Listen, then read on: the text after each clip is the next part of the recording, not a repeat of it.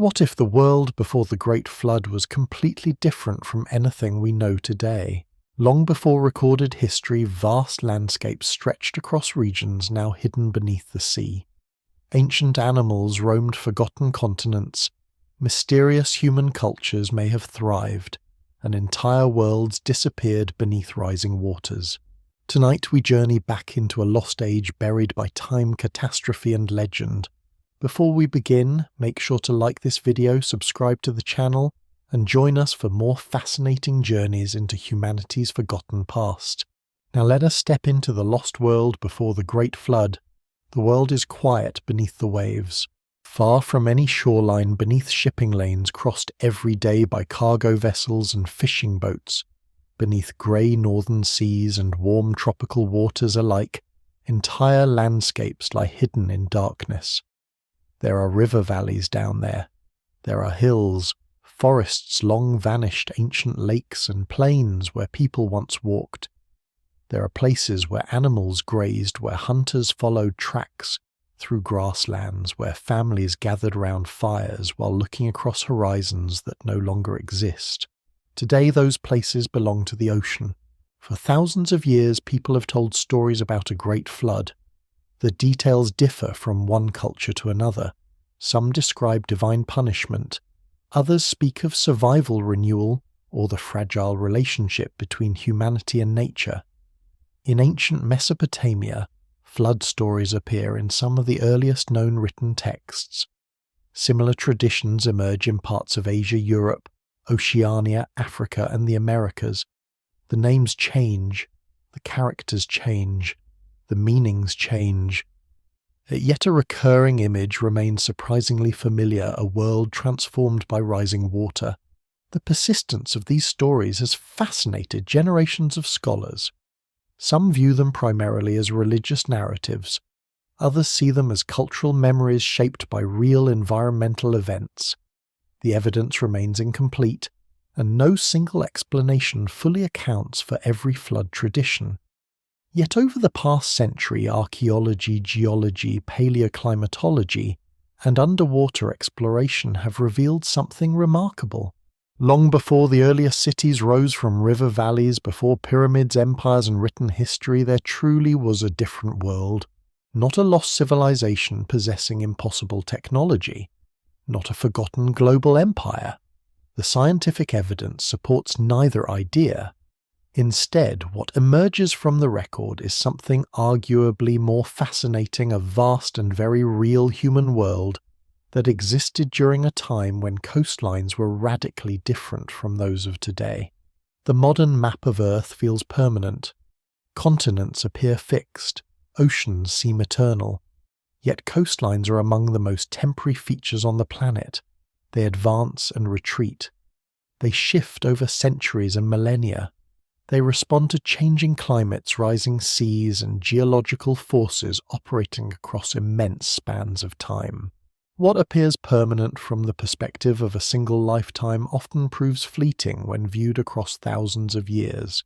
A person standing on the shore of the North Sea today sees water stretching toward the horizon. A person standing in the same location 12,000 years ago would have seen something entirely different. Vast plains extended where waves now roll. Herds of animals crossed open grasslands. Rivers wound through fertile lowlands. Human communities moved across terrain now buried beneath sediments and seawater. The same story repeats elsewhere.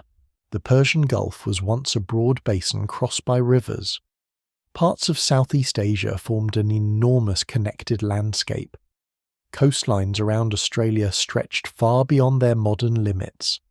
Across much of the world, regions that now exist beneath water once supported plants, animals, and people. These were not isolated pockets of land. Collectively, they represented millions of square kilometers of habitable territory, and then over many generations much of it disappeared.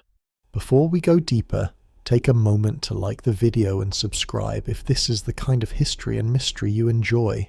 The image of a sudden worldwide flood often dominates popular imagination. Giant waves, torrential rain, A single, catastrophic event that reshapes the entire planet in a matter of days. Yet the reality suggested by scientific evidence is both slower and more complex. The transformation unfolds across centuries and millennia. For people living through it, however, the experience may have felt no less dramatic. Imagine a fishing community established near a productive coastline.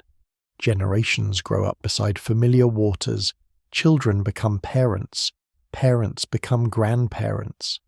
The sea rises gradually, almost imperceptibly at first. Beaches shift inland, marshes expand, salt water begins entering freshwater environments.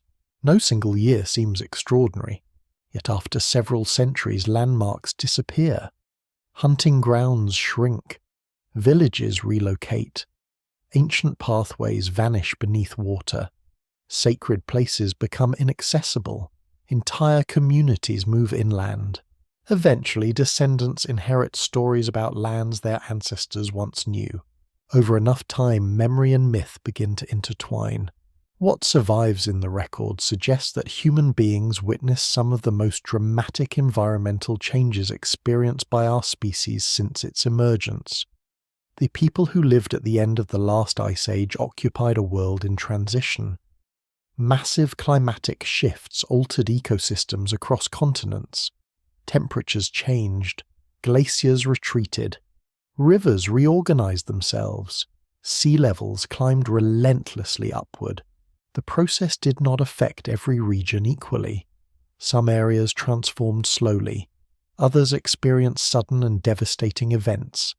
Ancient lakes burst through natural barriers, meltwater floods surged across landscapes, coastal regions vanished beneath advancing seas. The cumulative effect was extraordinary. By the time sea levels stabilized near their modern position, vast portions of the world known to earlier generations had disappeared. Yet perhaps the most intriguing aspect of this story is how recently much of it occurred. The Great Pyramids of Egypt feel ancient. The first cities of Mesopotamia feel ancient. Stonehenge feels ancient. But many of the drowned landscapes beneath today's oceans vanished before those monuments existed, while humanity was already widespread across much of the globe. Real people witnessed these changes. Real families adapted to them. Real communities abandoned territories that had sustained countless generations.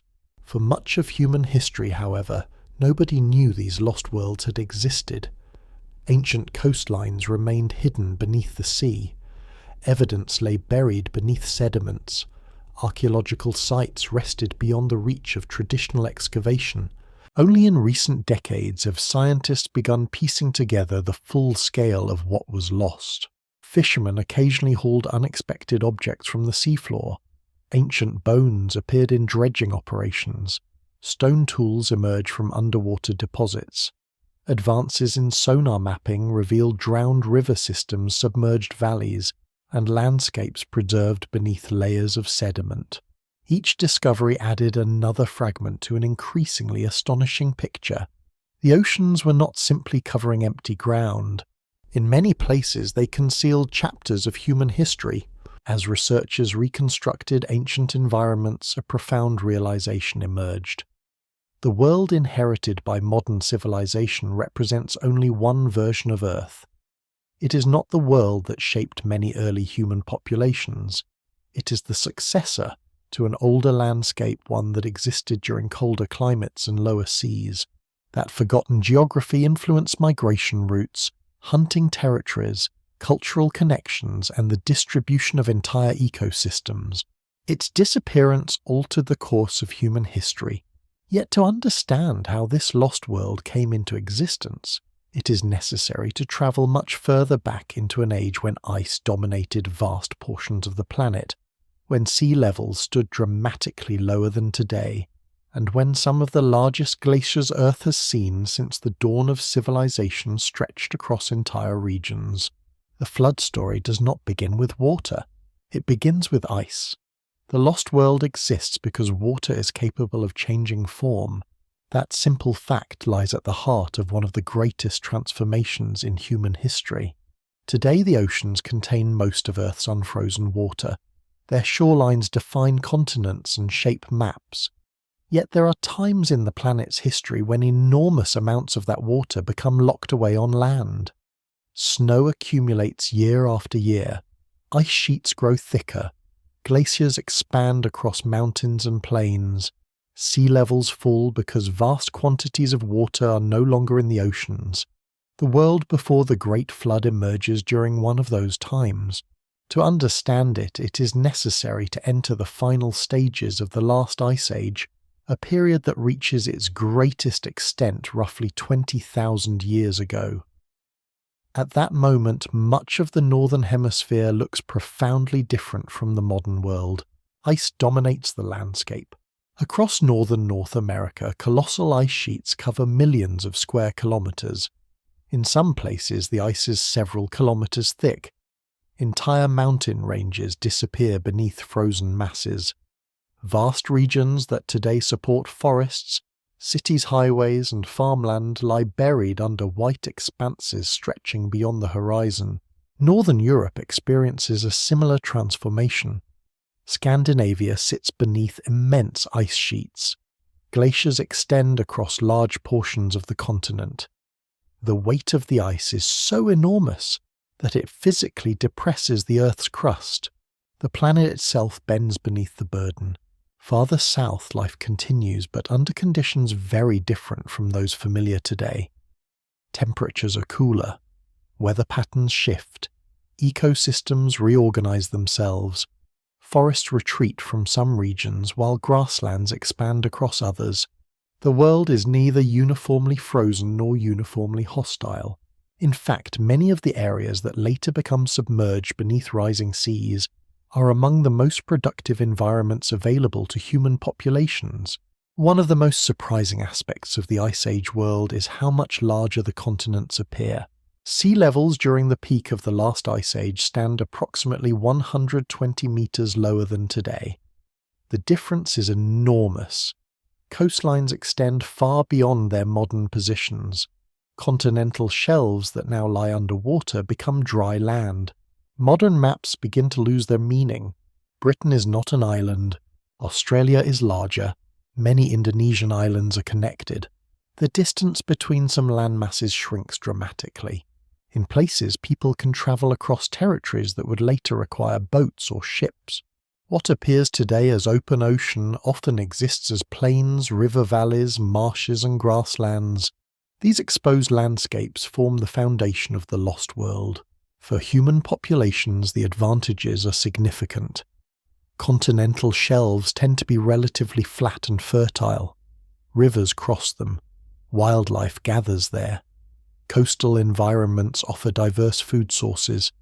The combination of marine resources, freshwater systems, and terrestrial ecosystems creates attractive habitats for hunter-gatherer communities. Archaeologists increasingly suspect that many important human settlements existed in these regions. The problem is obvious.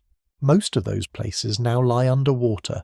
The evidence remains frustratingly incomplete because the sea has hidden so much of the story. Yet scattered discoveries offer tantalizing glimpses. Ancient tools recovered from submerged areas suggest that people occupied landscapes long before they vanished.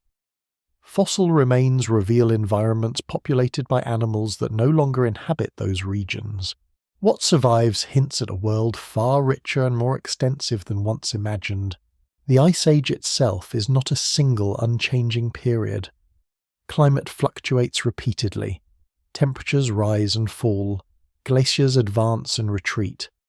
Human groups adapt continuously to shifting conditions. By the later stages of the Ice Age, modern humans have spread across much of the globe. They hunt mammoths, bison, reindeer horses, and countless smaller animals. They develop sophisticated tools. They create art. They navigate complex environments that demand flexibility and ingenuity. Contrary to outdated stereotypes, these populations are not primitive wanderers stumbling through hostile wilderness. They are skilled observers of nature. They understand seasonal migrations. They track environmental change. They maintain cultural traditions that allow survival across diverse landscapes. Some communities occupy regions bordering enormous ice sheets. Others live in open grasslands extending for hundreds of kilometers. Some settle near rivers and lakes rich in resources. Along exposed continental shelves, people exploit coastlines that no longer exist. These environments support human life for thousands of years. From the perspective of an individual lifetime, the world appears stable. Generations are born and die beneath familiar skies. Children inherit knowledge about hunting grounds and travel routes. Stories connect people to specific places. Landscapes become woven into identity. Few can imagine that entire regions will eventually disappear. Yet beneath this apparent stability, powerful forces are already at work. Earth's climate system never truly stands still. Subtle shifts begin accumulating. Changes in the planet's orbit influence the distribution of solar energy. Complex interactions involving oceans, atmosphere, and ice gradually alter global temperatures. The process unfolds slowly at first. Then the balance begins to tip. Glaciers stop advancing. Some begin retreating. Summer melting exceeds winter accumulation in critical areas. The immense ice sheets that have dominated continents for thousands of years start losing ground. At first, the consequences remain localized. Meltwater streams expand. Lakes form along glacial margins. River systems adjust. But the scale of stored ice is so vast that even modest melting carries enormous implications. Every glacier that shrinks contributes water to the oceans. Every retreating ice front marks the beginning of another transformation. No human observer can grasp the full magnitude of what is happening. The process exceeds any individual lifespan. Yet over centuries evidence accumulates. Coastlines change, wetlands spread, familiar landmarks become altered. The world is entering a new age. For animals, these shifts create both opportunities and dangers. Some species thrive in warming conditions. Others struggle as habitats disappear. The great mammoths that once roamed extensive cold grasslands begin facing increasing pressure from environmental change hunting, or a combination of factors that scholars still debate. Entire ecosystems start reorganizing. The transformation is gradual enough to allow adaptation in some cases, but relentless enough to reshape continents. Meanwhile, the exposed lands that define the lost world remain inhabited. Rivers continue flowing across broad plains now hidden beneath oceans. Human communities maintain connections across territories that future generations will never see. At this moment, the flood has not yet arrived. The great drowned landscapes still exist. Britain remains attached to Europe. The North Sea remains largely dry land. Southeast Asia contains enormous expanses of connected territory. The Persian Gulf is still a basin crossed by rivers rather than seawater. Millions of square kilometers of future seabed remain part of the human world. Yet the foundations of that world are beginning to weaken. Far to the north, ice is melting. Water is accumulating. And with every passing century, the oceans are preparing to reclaim the land. The first signs of loss do not arrive as disasters. They arrive as distance. A river mouth shifts slightly inland. A familiar beach becomes narrower. A marsh expands where dry ground once existed. A path used by generations grows wetter each year. None of these changes appears world-shattering on its own. Most are subtle enough to blend into ordinary experience. A child notices one shoreline, a grandparent remembers another. The difference between them is small. The difference across centuries becomes enormous. As the Ice Age loosens its grip on the planet, sea levels continue their long rise. The process unfolds unevenly. Some periods bring relatively slow change. Others witness faster pulses of flooding as large volumes of meltwater enter the oceans. The exact rates remain the subject of ongoing study, but the overall direction is unmistakable. The sea is advancing. To modern observers accustomed to stable coastlines, it is difficult to appreciate what this means over long periods. Human beings naturally perceive landscapes as permanent. Mountains appear eternal, rivers seem fixed, coastlines feel reliable. Yet coastlines are among the most dynamic boundaries on Earth. A shoreline is not a wall, it is a negotiation between land and water. And during the end of the last ice age, water is winning. Across vast continental shelves, rivers continue flowing through valleys carved over thousands of years. Some become larger as meltwater increases, others change course as terrain shifts. What is striking from modern reconstructions is how recognizable many of these drowned landscapes appear. Sonar surveys reveal branching river systems resembling those seen on land today. Ancient channels snake across seabeds, floodplains spread outward, hills and ridges rise from surrounding lowlands. Beneath layers of sediment rests a geography that once felt entirely ordinary to the people who lived there. If someone could travel back 12,000 years and stand on one of these plains, nothing would seem mysterious. There would be birds crossing the sky, animals moving through grasslands, freshwater streams winding toward distant horizons, families living their daily lives. The future ocean would be unimaginable. One of the most remarkable examples lies beneath what is now the southern North Sea. Today ships cross these waters between Britain and continental Europe.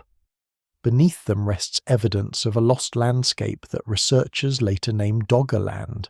At its greatest extent, this region is enormous. It contains rivers, lakes, wetlands, forests and open plains. It supports abundant wildlife. Human groups travel through it, hunt within it, and likely establish seasonal settlements across its varied environments. For thousands of years it serves not as a remote frontier but as a central part of northern European life. Then the water begins to arrive, not all at once, not as a single dramatic catastrophe. Instead, century after century coastlines retreat. Low-lying areas flood first. Marshes spread into former grasslands. River valleys widen into estuaries. Islands emerge where hills once stood within continuous landscapes. The transformation is gradual enough that people adapt. Communities relocate. Travel routes change. Resources are exploited in new locations. Yet adaptation does not prevent loss. Every generation inherits a smaller version of the world known by its ancestors. A similar story unfolds elsewhere. In Southeast Asia, lower sea levels have once exposed vast territories collectively known today as Sunderland. During the Ice Age, many islands familiar on modern maps are connected by extensive plains. Rivers flow across landscapes now buried beneath tropical seas. Forests and grasslands support rich ecosystems containing elephants, rhinoceroses, large cats and numerous other species. Human populations move through these environments for millennia. As sea levels rise, much of this territory disappears. The surviving islands become fragments of a much larger world. Modern coastlines conceal how connected these regions once were. Farther west, another remarkable landscape occupies the basin of the modern Persian Gulf. During periods of lower sea level, this area is not a marine gulf at all. Instead, rivers flow through an extensive lowland environment. Some researchers suggest that this region may have offered favourable conditions for human settlement during parts of prehistory. The evidence remains incomplete largely because much of the area is now submerged beneath water and sediment. Scholars still debate the precise nature and extent of occupation there, yet few dispute that entirely different landscapes existed where waves now roll. Again and again the same pattern appears. The modern world is built upon the remnants of an older geography. What has been lost is difficult to visualize because oceans hide the evidence so effectively. A forest cut down leaves stumps. A ruined city leaves walls. A flooded landscape often leaves nothing visible at all. Water smooths the memory of the land, yet fragments survive. Fishermen operating in the North Sea occasionally recover ancient bones from their nets. Mammoth remains appear. Bones belonging to extinct animals emerge unexpectedly from the seabed. Stone tools reveal that humans once occupied places now far offshore. Each discovery acts like a message from a vanished continent. The objects themselves are often simple: a worked flint, a fragment of antler, a fossilized bone, yet their implications are profound. They prove that the ocean floor was once part of the human world. As sea levels continue rising, ecological consequences spread across continents. Habitats shrink or move. Species adapt where possible. Others decline. Human populations respond with flexibility, shifting settlement patterns and exploiting new resources. This adaptability becomes one of humanity's greatest strengths. Archaeological evidence repeatedly demonstrates that prehistoric communities are far more resilient and innovative than older stereotypes once suggested. They are not passive victims of environmental change. They alter hunting strategies. They expand into new territories. They develop technologies suited to changing conditions. But resilience has limits. No community can prevent the sea from rising. No hunter can preserve a drowned valley. No tradition can physically hold back the ocean. Over enough time, retreat becomes unavoidable. The psychological consequences are difficult to reconstruct. Written records do not yet exist. No eyewitness accounts survive. No ancient chronicler describes the experience. Yet human nature offers clues. Places matter. Landscapes become woven into memory, identity, and belief. The disappearance of familiar environments almost certainly leaves emotional as well as practical scars. A lake where ancestors gathered vanishes beneath salt water. A hunting ground becomes inaccessible. A sacred hill turns into an island before eventually disappearing altogether. Stories begin to form. Memories become compressed. Generations attempt to explain transformations larger than any individual can fully understand. The evidence does not allow certainty about what those stories sounded like. What survives in the record suggests only that the changes themselves were real.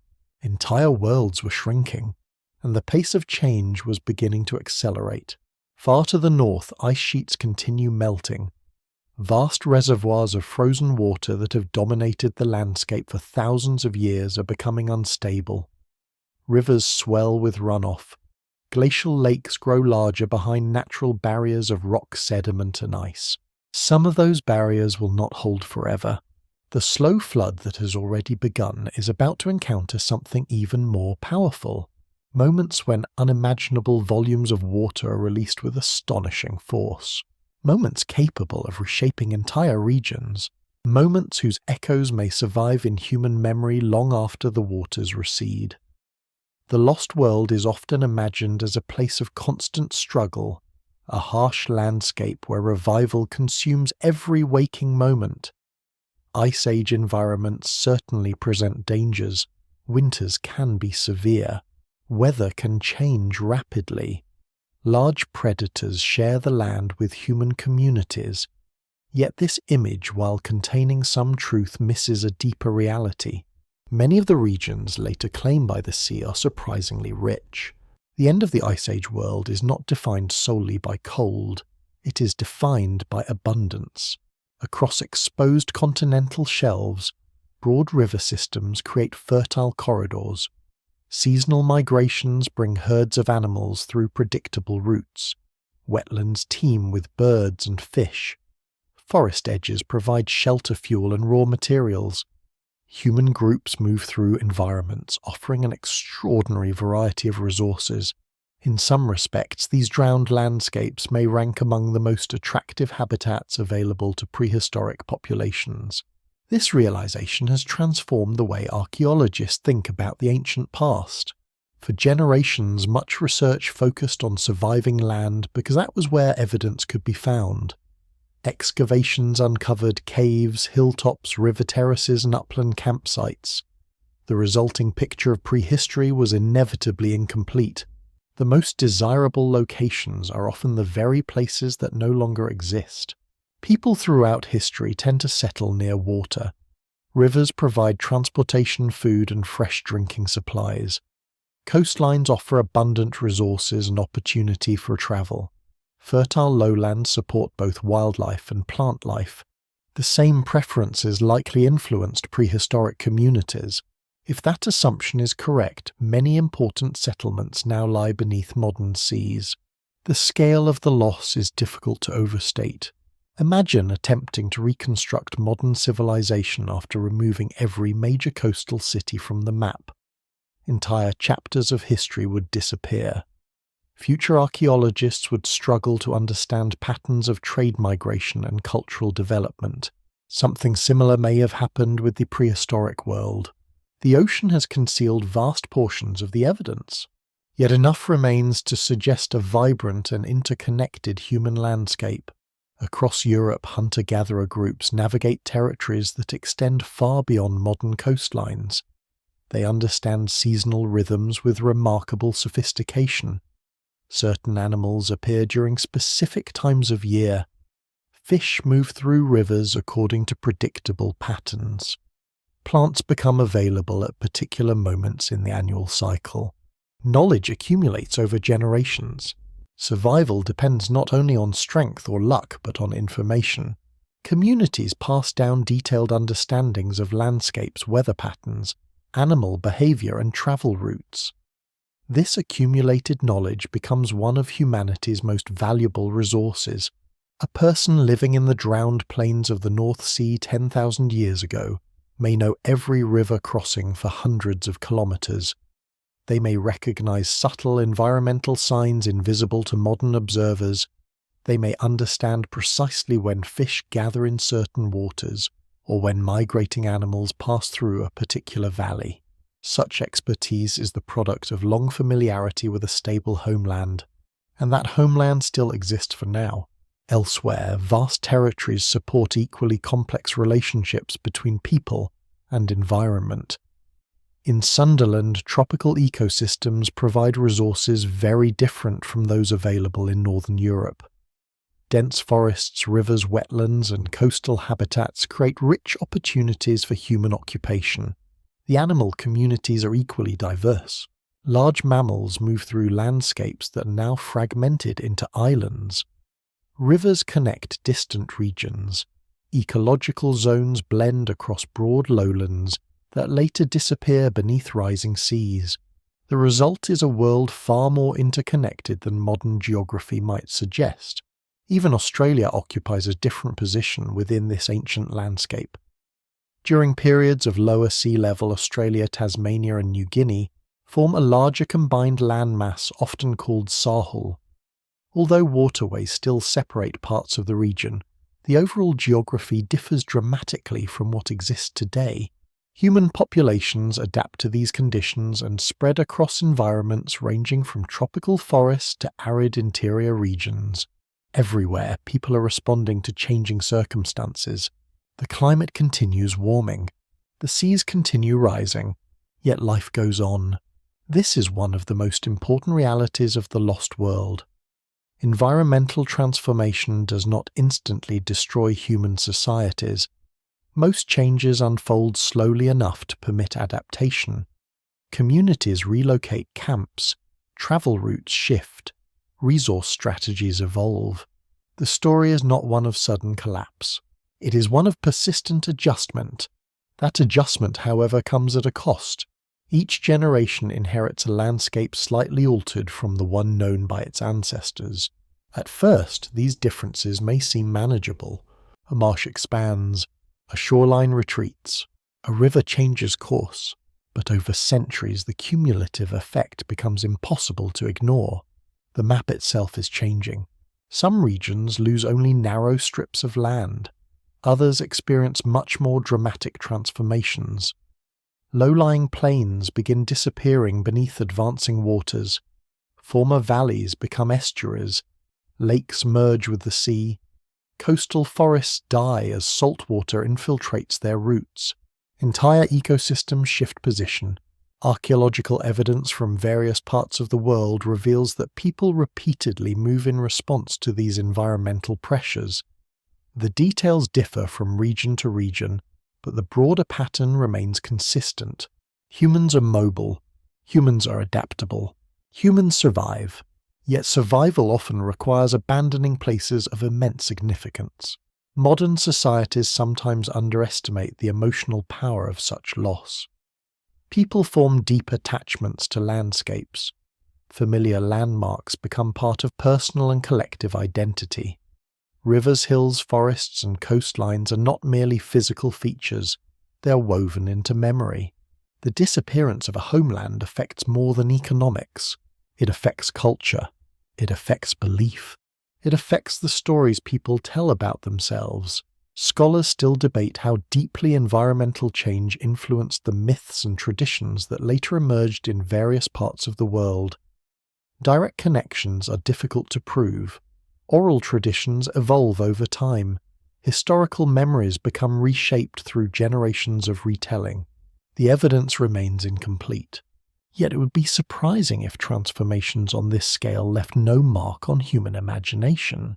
Communities watching familiar territories vanish beneath water are likely to remember the experience in some form, not as geological data, not as climate records, but as stories. Stories are often how human beings preserve events too large to fully comprehend. The process may already be beginning. Along retreating coastlines, older generations remember places younger people have never seen. Knowledge accumulates about lands that once existed farther seaward. Former travel routes become impossible. Certain campsites disappear entirely.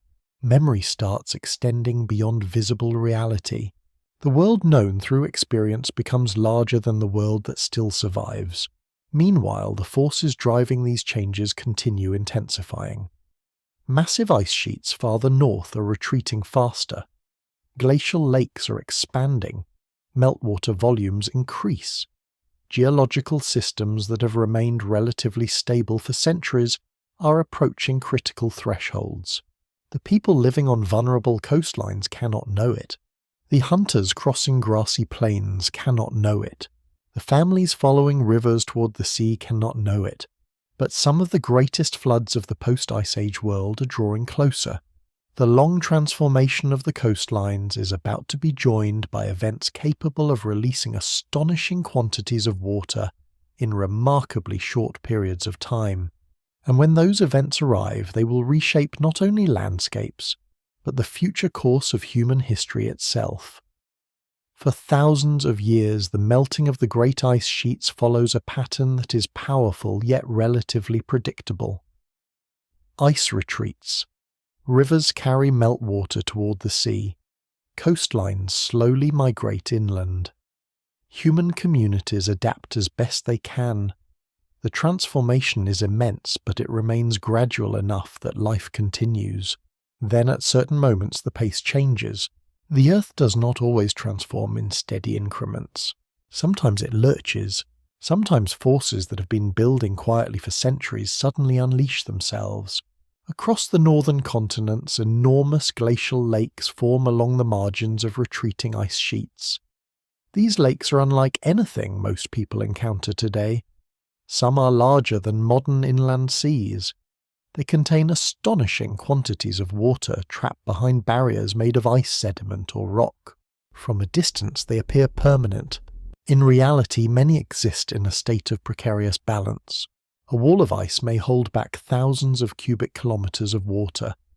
A ridge of sediment deposited by a glacier may separate a lake from lower terrain beyond. As temperatures continue rising and glaciers continue shrinking, these natural dams become increasingly unstable. When they fail, the consequences can be extraordinary. One of the most dramatic examples involves a vast body of water known today as Lake Agassiz. During the final stages of the Ice Age, this immense lake occupies parts of what are now Canada and the northern United States. At times it covers an area larger than many modern countries. Fed by melting ice sheets, it stores enormous quantities of fresh water. The exact details of its history remain complex and are still being refined by researchers. Different drainage events occur at different times. Scholars continue debating some aspects of timing and scale. Yet the broader picture is clear. Repeated releases of meltwater from such glacial lakes contribute significantly to environmental change. When large volumes of fresh water enter the oceans or major river systems, the effect can extend far beyond the immediate region. Sea levels may rise, ocean circulation patterns may shift, ecosystems can experience sudden disruption. The planet's climate system is interconnected. A flood in one region may influence conditions thousands of kilometers away. For human populations living at the end of the Ice Age, these events would have appeared incomprehensible. Imagine a landscape transformed within days or weeks. A river becomes a torrent. A valley becomes a temporary inland sea. Entire ecosystems are rearranged by forces beyond human control. The geological record preserves evidence of such catastrophes in surprising ways. Researchers identify enormous channels carved by floodwaters. Sediment deposits reveal episodes of rapid inundation. Landforms indicate water moving with astonishing power across broad regions. Some of these ancient floods rank among the largest known freshwater releases in Earth's recent history. They remind us that the disappearance of the lost world is not merely a story of gradual sea level rise. It is also a story of occasional violence. Not violence in a mythical sense, not a single flood engulfing the entire planet, but real events capable of transforming landscapes on scales difficult to imagine. The distinction matters. Popular culture often seeks a singular catastrophe, one moment when everything changes. Scientific evidence instead reveals a more complicated reality. The end of the Ice Age world involves countless local experiences unfolding across thousands of years. Some communities encounter slow environmental change. Others face abrupt disasters. Some regions remain relatively stable. Others transform dramatically. No single explanation fully accounts for every flood story preserved in later traditions because no single flood creates them all. The planet experiences many floods, many losses, many migrations, many moments when people are forced to abandon familiar places. This complexity makes the story more human. History rarely unfolds through a single event. More often, it emerges from overlapping changes whose cumulative impact becomes visible only in retrospect. Along vulnerable coastlines, the consequences of rising seas continue accumulating. Areas that once lie safely inland become exposed to storms. Saltwater pushes farther into river systems. Wetlands expand across former grasslands. Low-lying settlements become increasingly difficult to maintain. Each generation faces decisions: stay, adapt, move. The archaeological record suggests that human populations repeatedly choose all three options at different times and places. Some remain until conditions become untenable. Others relocate earlier. Still others develop strategies allowing temporary continuation in changing environments. The evidence does not portray helpless victims. It portrays people making difficult choices under growing pressure. Meanwhile, wildlife experiences its own upheaval. The end of the Ice Age coincides with major ecological transitions. Mammoths disappear from most of their former range. Giant ground sloths vanish in the Americas. Numerous large animal species decline or go extinct. The causes remain debated. Climate change clearly plays a role. Human hunting likely contributes in some cases. Interactions between multiple factors probably vary by region. No single explanation fully accounts for every extinction. What is certain is that many ecosystems entering the post-Ice Age world differ profoundly from those that existed before. The lost world is disappearing not only geographically but biologically. Species vanish, habitats contract, ancient ecological communities break apart. The transformation touches every level of life. For human observers, the cumulative effect must have been remarkable.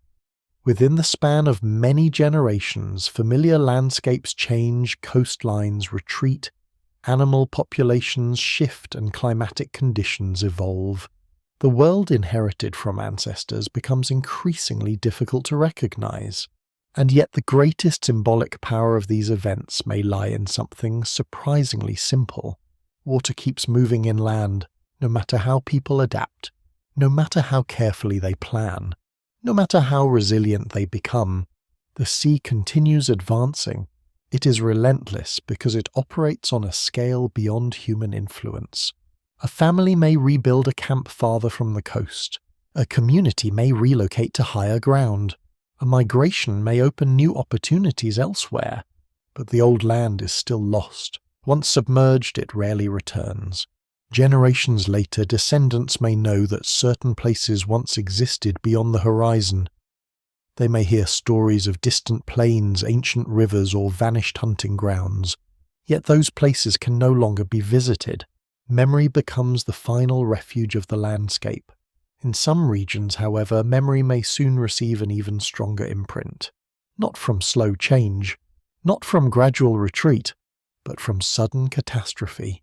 Because in the waters north of Europe, one of the most extraordinary drowned landscapes in human history is approaching its final chapter.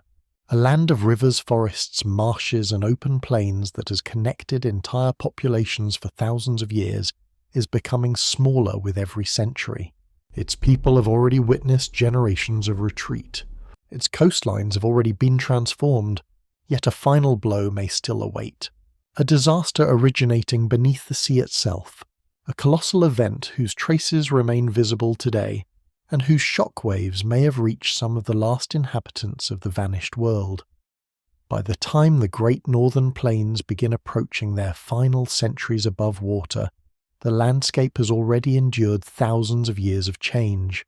The rivers are still there. The wetlands still support birds and fish. Forests still occupy higher ground. Human communities continue moving through familiar territories. Yet the world has become smaller. What was once a vast connected landscape now contains expanding coastlines, growing estuaries, and increasingly isolated pockets of dry land.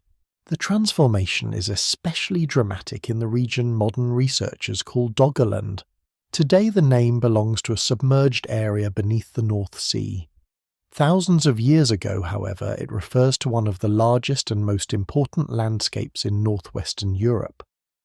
Britain remains connected to the continent for much of its existence. Rivers flow across open plains, lakes occupy natural depressions, marshes and forests create rich ecological mosaics. To the people living there, this is not a frontier. It is home.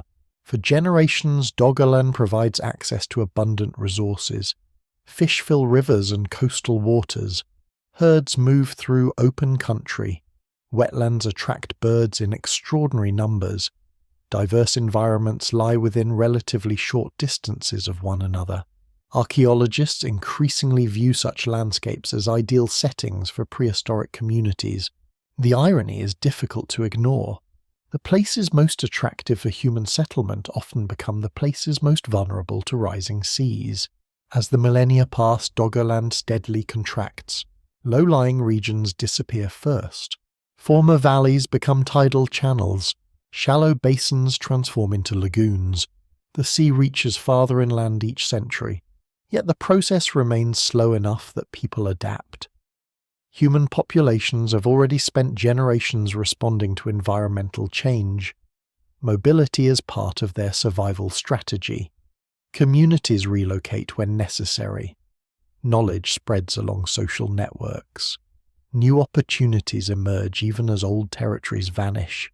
For a long time, adaptation works. Then nature introduces a new threat.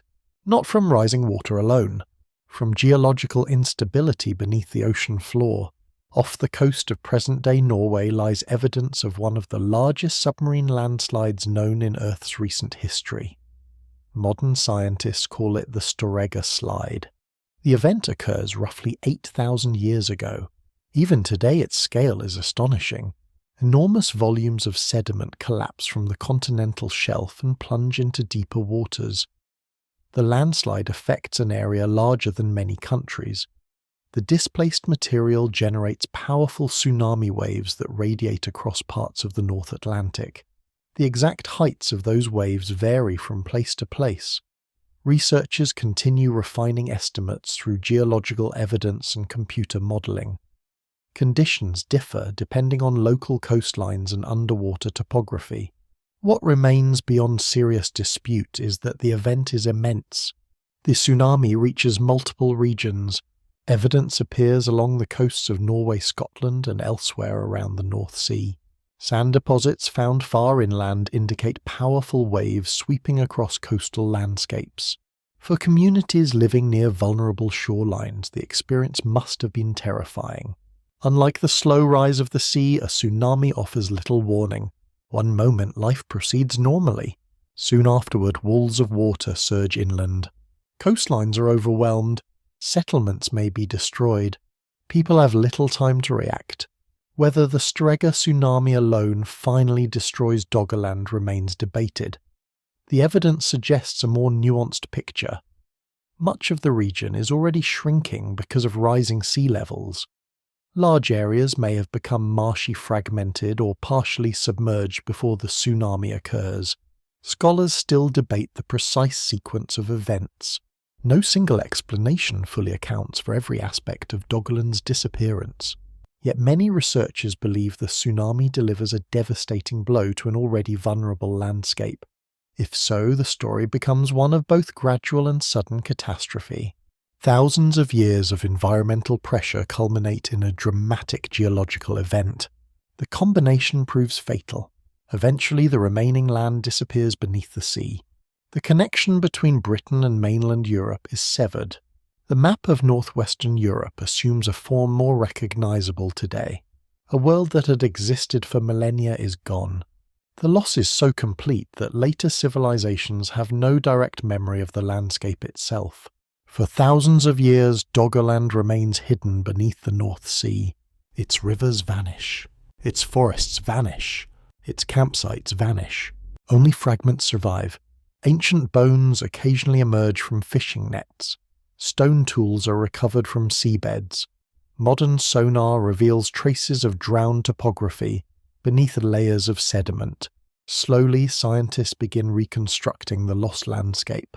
The picture that emerges is extraordinary. The North Sea floor is not simply an empty basin. It preserves the remains of a former homeland.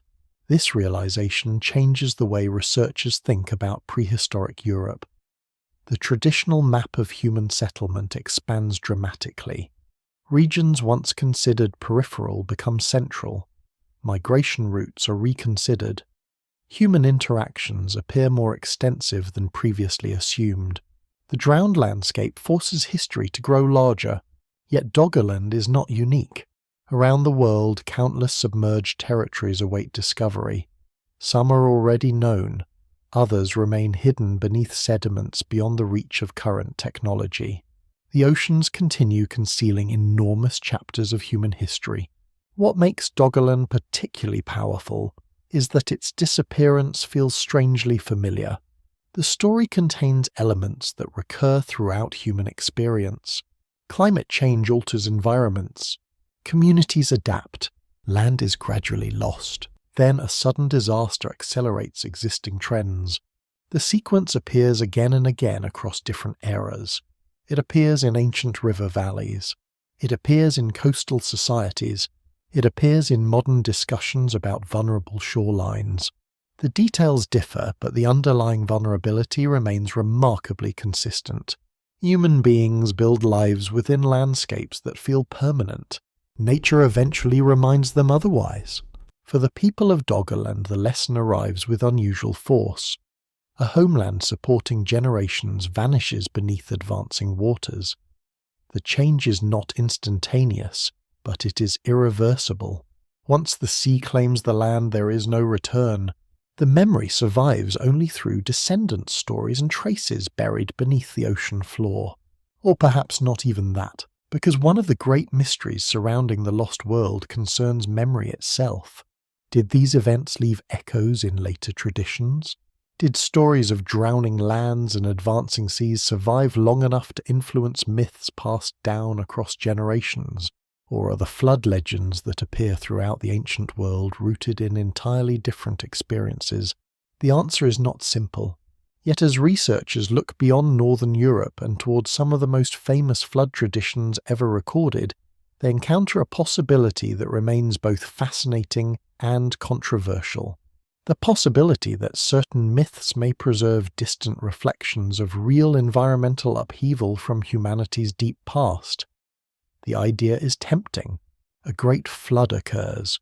Survivors tell their children. Those children tell their own descendants. The story passes from generation to generation until it eventually becomes myth. Thousands of years later, fragments of a real disaster remain preserved within ancient traditions. At first glance, the explanation seems straightforward, yet the reality is considerably more complicated. Human beings tell stories about floods for many reasons. Water is essential for life, but it is also one of nature's most destructive forces.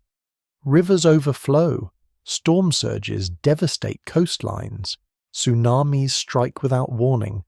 Entire communities can be transformed by a single inundation. Floods are universal experiences. As a result, flood stories emerge independently in many different cultures. The challenge for researchers lies in determining whether any specific tradition preserves memories of particular prehistoric events, or whether similar narratives simply arise because human societies repeatedly encounter flooding throughout history. The evidence remains incomplete. No single explanation fully accounts for the remarkable variety of flood traditions found around the world. Still, certain stories continue attracting attention because of their age influence and possible connections to real environmental transformations. Among the most famous are the flood traditions of ancient Mesopotamia. These civilizations that flourish between the Tigris and Euphrates rivers develop some of the earliest known written records. Within those records appear stories of catastrophic floods sent by divine forces. Variations emerge across different texts and centuries, including narratives later incorporated into broader religious traditions. These stories become deeply influential. For many generations, scholars wonder whether they reflect memories of an actual event. The answer is both yes and no. Archaeological evidence clearly demonstrates that major floods occur repeatedly within Mesopotamia. River systems are unpredictable. Settlements experience inundation at various times. Flood deposits appear at numerous archaeological sites. What the evidence does not support is a single flood that covers the entire planet. Instead, researchers increasingly view many ancient flood traditions as responses to real regional disasters whose significance grows through storytelling, religious interpretation, and cultural memory. A flood capable of devastating an entire civilization may feel global to those who experience it. Perspective matters. A person living in an ancient river valley has no satellite imagery, no global communications network, no way of knowing what is happening beyond distant horizons.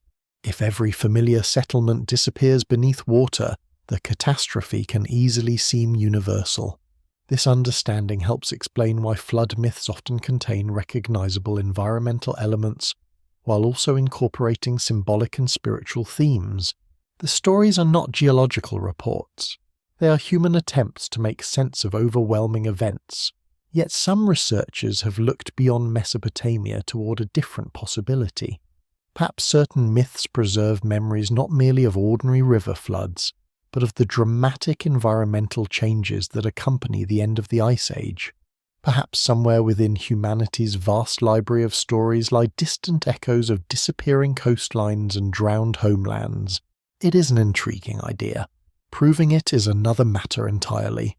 Oral traditions can survive for astonishing lengths of time under the right conditions. In parts of Australia, for example, some indigenous traditions appear to preserve information about ancient coastlines that existed thousands of years ago. Researchers continue studying these accounts carefully, and interpretations remain subject to debate. Nevertheless, the possibility has attracted considerable interest. If certain cultural memories can persist for millennia, then the relationship between myth and environmental history becomes more complex than once assumed. Stories may sometimes preserve fragments of genuine events long after direct evidence disappears from everyday life. Yet caution remains essential.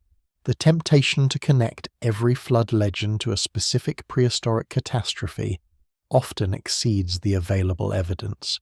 Many popular theories collapse under scrutiny. Some claim that all major flood traditions originate from a single event. Scientific research does not support such conclusions. Human societies occupy diverse environments and experience many different disasters across time. Multiple floods produce multiple memories. Multiple memories produce multiple stories. The world is rarely simple enough to provide one universal explanation. Nevertheless, the question remains fascinating because it highlights an important truth. The disappearance of the lost world is not merely a geological event. It is also a human experience.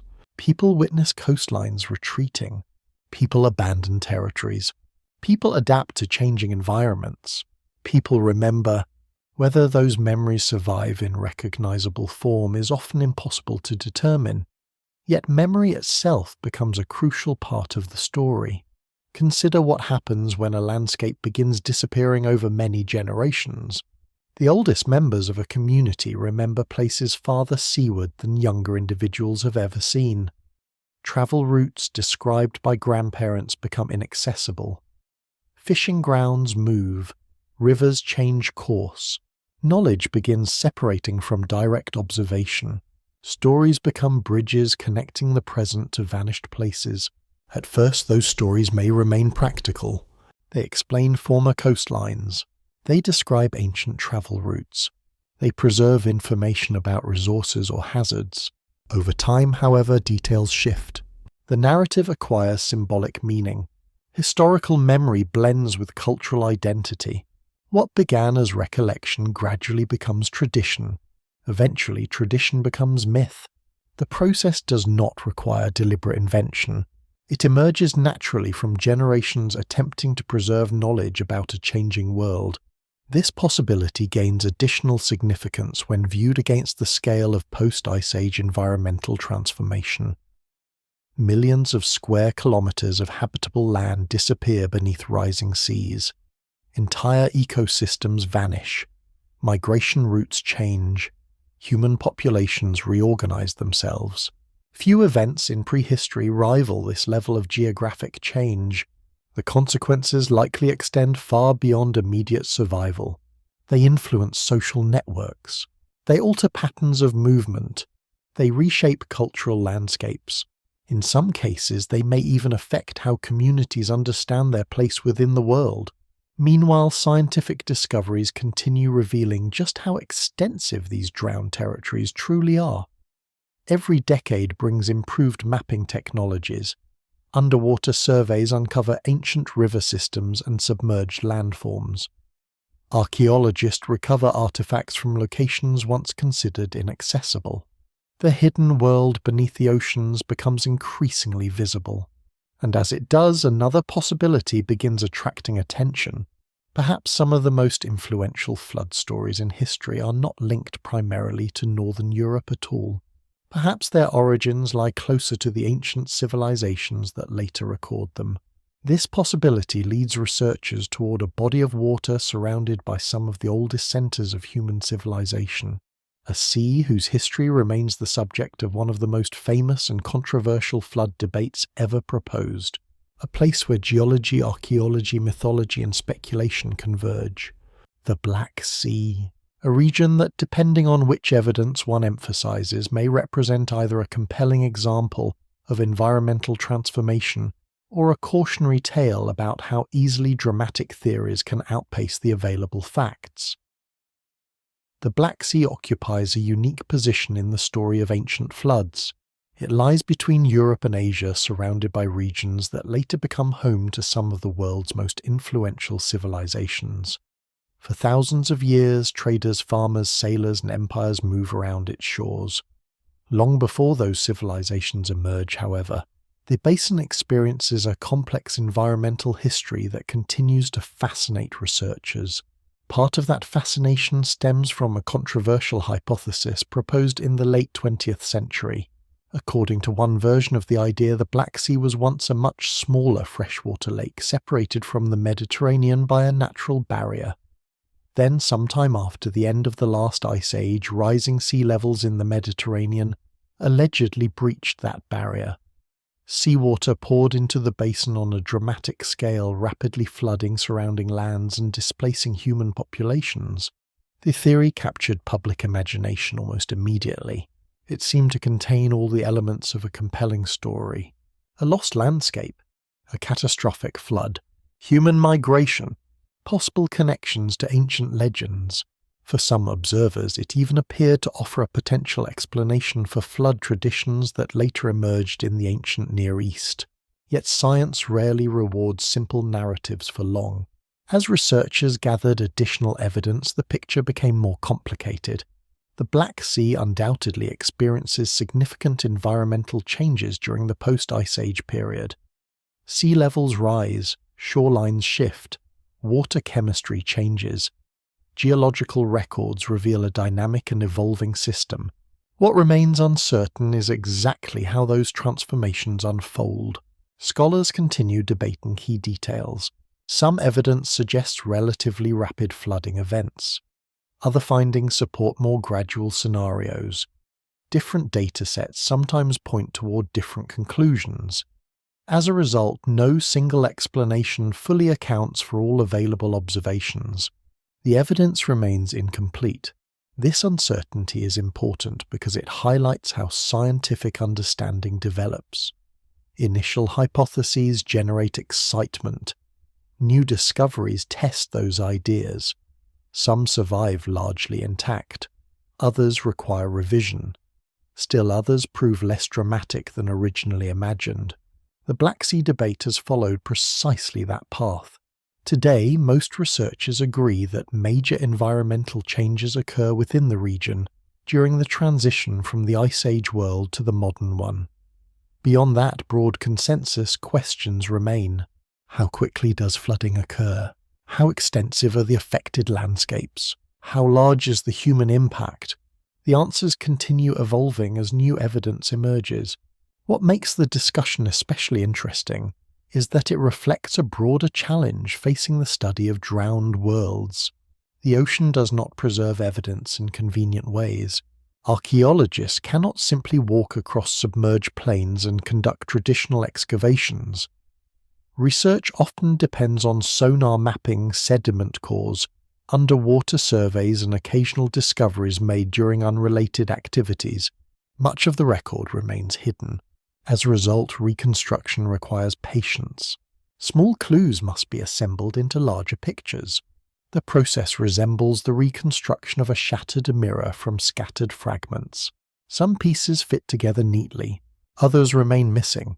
Yet even with those limitations, the Black Sea illustrates an undeniable reality.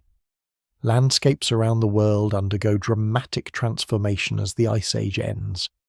Whether flooding occurs rapidly or gradually in any particular location, the cumulative impact is immense. Coastlines move, habitats disappear, human populations adjust. The world inherited by later civilizations differs profoundly from the one known by earlier generations. This larger pattern matters more than any single theory. The fascination with the singular flood event sometimes obscures the deeper story. Human beings often seek one defining catastrophe because it is easier to imagine.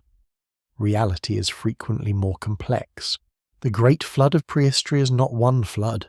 It is many floods, not one lost landscape. Many lost landscapes, not one displaced community. Countless displaced communities. Across thousands of years, the sea advances into river valleys, wetlands, forests, and coastal plains on nearly every continent. The result is one of the largest geographic transformations experienced by modern humans. The Black Sea simply provides one particularly visible window into that process. It also serves as a reminder of how difficult it can be to separate evidence from speculation. Popular books, documentaries, and internet discussions often blur the distinction. A hypothesis becomes a possibility becomes a probability becomes an apparent certainty. Scientific research rarely works that way. Researchers must constantly evaluate competing interpretations. The strongest conclusions emerge not from dramatic claims but from evidence that withstands repeated scrutiny. This cautious approach is sometimes less exciting. It is also more reliable. The history of the lost world deserves that reliability because the genuine story is already extraordinary. There is no need to exaggerate it. Entire regions vanish beneath the sea. Human populations adapt to environmental changes unfolding across centuries. Ancient landscapes disappear so completely that later civilizations forget they ever existed. Few historical narratives require embellishment when the reality is so remarkable. Meanwhile, beyond the Black Sea, similar investigations continue around the globe. Submerged forests are discovered beneath coastal waters.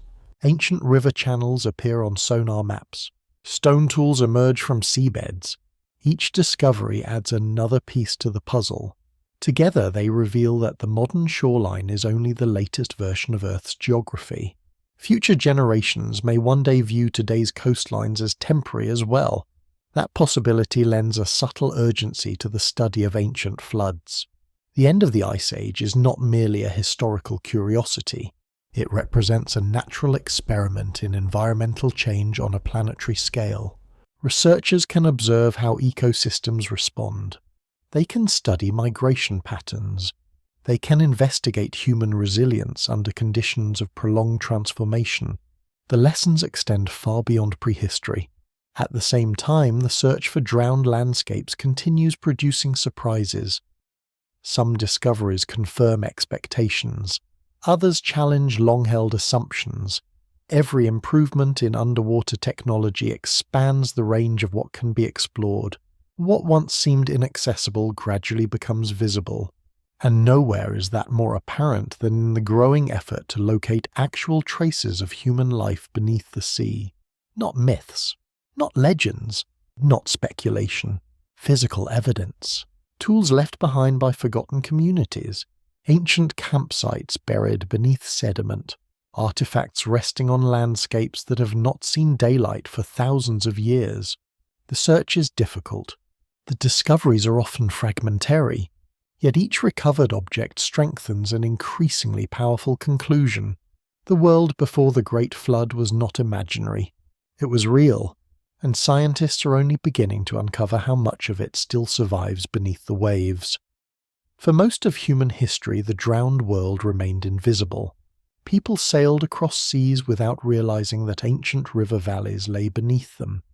Fishermen cast nets into waters covering forests, hunting grounds, and forgotten migration routes. Entire landscapes rested silently beneath layers of sediment, while civilizations rose and fell above them. The ocean concealed its secrets remarkably well. Then, almost by accident, some of those secrets began resurfacing. Long before sophisticated underwater archaeology existed, fishermen operating in the North Sea occasionally brought up unexpected objects in their nets. At first glance, many seemed unremarkable. Bones, fragments of antlers, pieces of wood darkened by age. Yet some discoveries proved difficult to explain. Mammoth bones emerged from areas now covered by open water. Remains of extinct animals appeared far offshore. Stone tools showed unmistakable signs of human workmanship. The implications were impossible to ignore. These objects did not belong on the modern seafloor. They belonged to a vanished landscape. Over time, similar discoveries accumulated. Dredging operations recovered artifacts from submerged areas. Construction projects revealed traces of ancient environments beneath coastal waters. Advances in marine geology began exposing the outlines of drowned river systems and former shorelines. Slowly, a hidden geography emerged. What had once appeared to be featureless seabed revealed itself as a remarkably familiar landscape. Ancient rivers still traced their courses across the ocean floor. Valleys remained visible beneath layers of sediment. Former hills and ridges survived as subtle contours. In some regions, the drowned world looked astonishingly intact. The realization transformed scientific thinking. For generations, archaeology had been constrained by an unavoidable limitation. Researchers could investigate only places that remained above water. The resulting picture of prehistory was necessarily incomplete. Now it became clear that entire chapters of human history might lie offshore. The challenge was immense. Excavating underwater is far more difficult than excavating on land. Visibility is often poor. Currents complicate operations. Sediments shift. Many sites lie beneath significant depths of water. Even locating potential archaeological remains can require enormous effort. Yet the rewards are equally significant. Each discovery offers a direct connection to landscapes long thought lost forever. In the North Sea, researchers increasingly reconstruct the contours of Doggerland. Sophisticated sonar surveys reveal river channels, lakes, and ancient coastlines. Sediment cores provide information about vegetation and environmental conditions. Fossil remains help identify the animals that once inhabited the region. A world begins to reappear, not physically but scientifically. What emerges is not a barren plain, but a diverse environment capable of supporting substantial human activity. Forests spread across certain areas, wetlands occupy others, rivers connect distant regions, resources are abundant. The evidence strongly suggests that people live there for thousands of years. Exactly how many people remains uncertain. The archaeological record is still incomplete, and submerged sites are difficult to study. Scholars continue debating population estimates and settlement patterns. Nevertheless, few researchers doubt that Doggerland plays an important role in the prehistoric story of Europe. And Doggerland is only one example. Elsewhere, underwater archaeology is revealing equally intriguing clues. Along coastlines in various parts of the world, submerged forests occasionally emerge under specific conditions. Ancient tree stumps appear where modern waves now break. Their roots remain anchored in soils formed when sea levels were lower. These ghost forests provide powerful visual evidence of environmental change. They remind observers that today's shoreline is not ancient, it is recent. The same lesson appears in drowned river valleys discovered beneath modern estuaries. Sonar imaging reveals channels carved when those areas existed above sea level. Some remain astonishingly well preserved despite thousands of years underwater. The ocean has hidden them. It has not entirely erased them. This distinction matters. Water destroys some evidence while preserving other evidence remarkably well. In certain environments, organic materials survive far longer than they would on land. Low oxygen conditions can slow decay. Sediments protect fragile remains from disturbance. As a result, submerged sites sometimes contain information unavailable elsewhere. Researchers have recovered ancient wooden structures, preserved plant remains, and environmental records that illuminate vanished landscapes in extraordinary detail. Each discovery expands the story. Yet underwater archaeology is not merely about finding artifacts. It is about reconstructing worlds. A stone tool by itself is interesting. A stone tool connected to a mapped river system, a reconstructed ecosystem, and a known pattern of sea level rise becomes something much more powerful. It becomes part of a narrative describing how people interact with changing environments across thousands of years. One of the most surprising aspects of this research is how modern the lost world can feel. The people living there are not mysterious strangers separated from humanity by some unbridgeable gulf. They are modern humans. They think, plan, cooperate, innovate, and adapt. They care about family. They rely on knowledge. They respond to environmental pressures. In many respects, they are recognizable. Only the landscape differs. This recognition creates an unusual emotional connection. The drowned world is not merely prehistoric, it is human. When researchers identify a former river crossing, it is possible to imagine generations using it. When they map a vanished coastline, it is possible to imagine families gathering there. When a stone tool emerges from the seabed, it becomes impossible to avoid the realization that another person once held it. The object survived. The world around it did not. That contrast gives underwater archaeology much of its power. Every recovered artifact represents survival against extraordinary odds. Thousands of years pass, seas rise. Storms sweep across continents, civilizations appear and disappear, yet somehow a fragment remains, enough to tell part of the story. Not all discoveries, however, are straightforward. The growing public fascination with submerged landscapes has also encouraged more speculative interpretations. Unusual formations beneath the sea sometimes generate claims of lost civilizations. Natural structures are occasionally misidentified as artificial. Popular theories spread faster than evidence can support them. Researchers must constantly distinguish between genuine archaeological findings and imaginative speculation. The difference is crucial. The real story is already remarkable. It does not require mythical continents or advanced forgotten empires. The evidence points instead towards something more grounded and in many ways more profound. Ordinary human communities living through extraordinary environmental change. Communities whose worlds gradually disappear beneath the sea. Communities whose traces still wait to be discovered. And as scientists continue exploring the ocean floor, they encounter an increasingly important question. If so much evidence remains hidden beneath the waves, how much of the human story is still missing? How many settlements remain undiscovered? How many migration routes have yet to be mapped? How many forgotten landscapes continue resting beneath modern oceans unseen and unexplored? The answers remain uncertain, but each new discovery suggests that the lost world before the Great Flood may have been larger, richer, and more influential than anyone once imagined. As evidence from drowned landscapes accumulates, a curious pattern begins to emerge. The greatest mystery is no longer whether lost worlds existed. They clearly did. Ancient coastlines have been mapped. Submerged forests have been documented. Fossil remains and human artifacts have been recovered from places now lying beneath the sea. The reality of these vanished landscapes is no longer seriously disputed.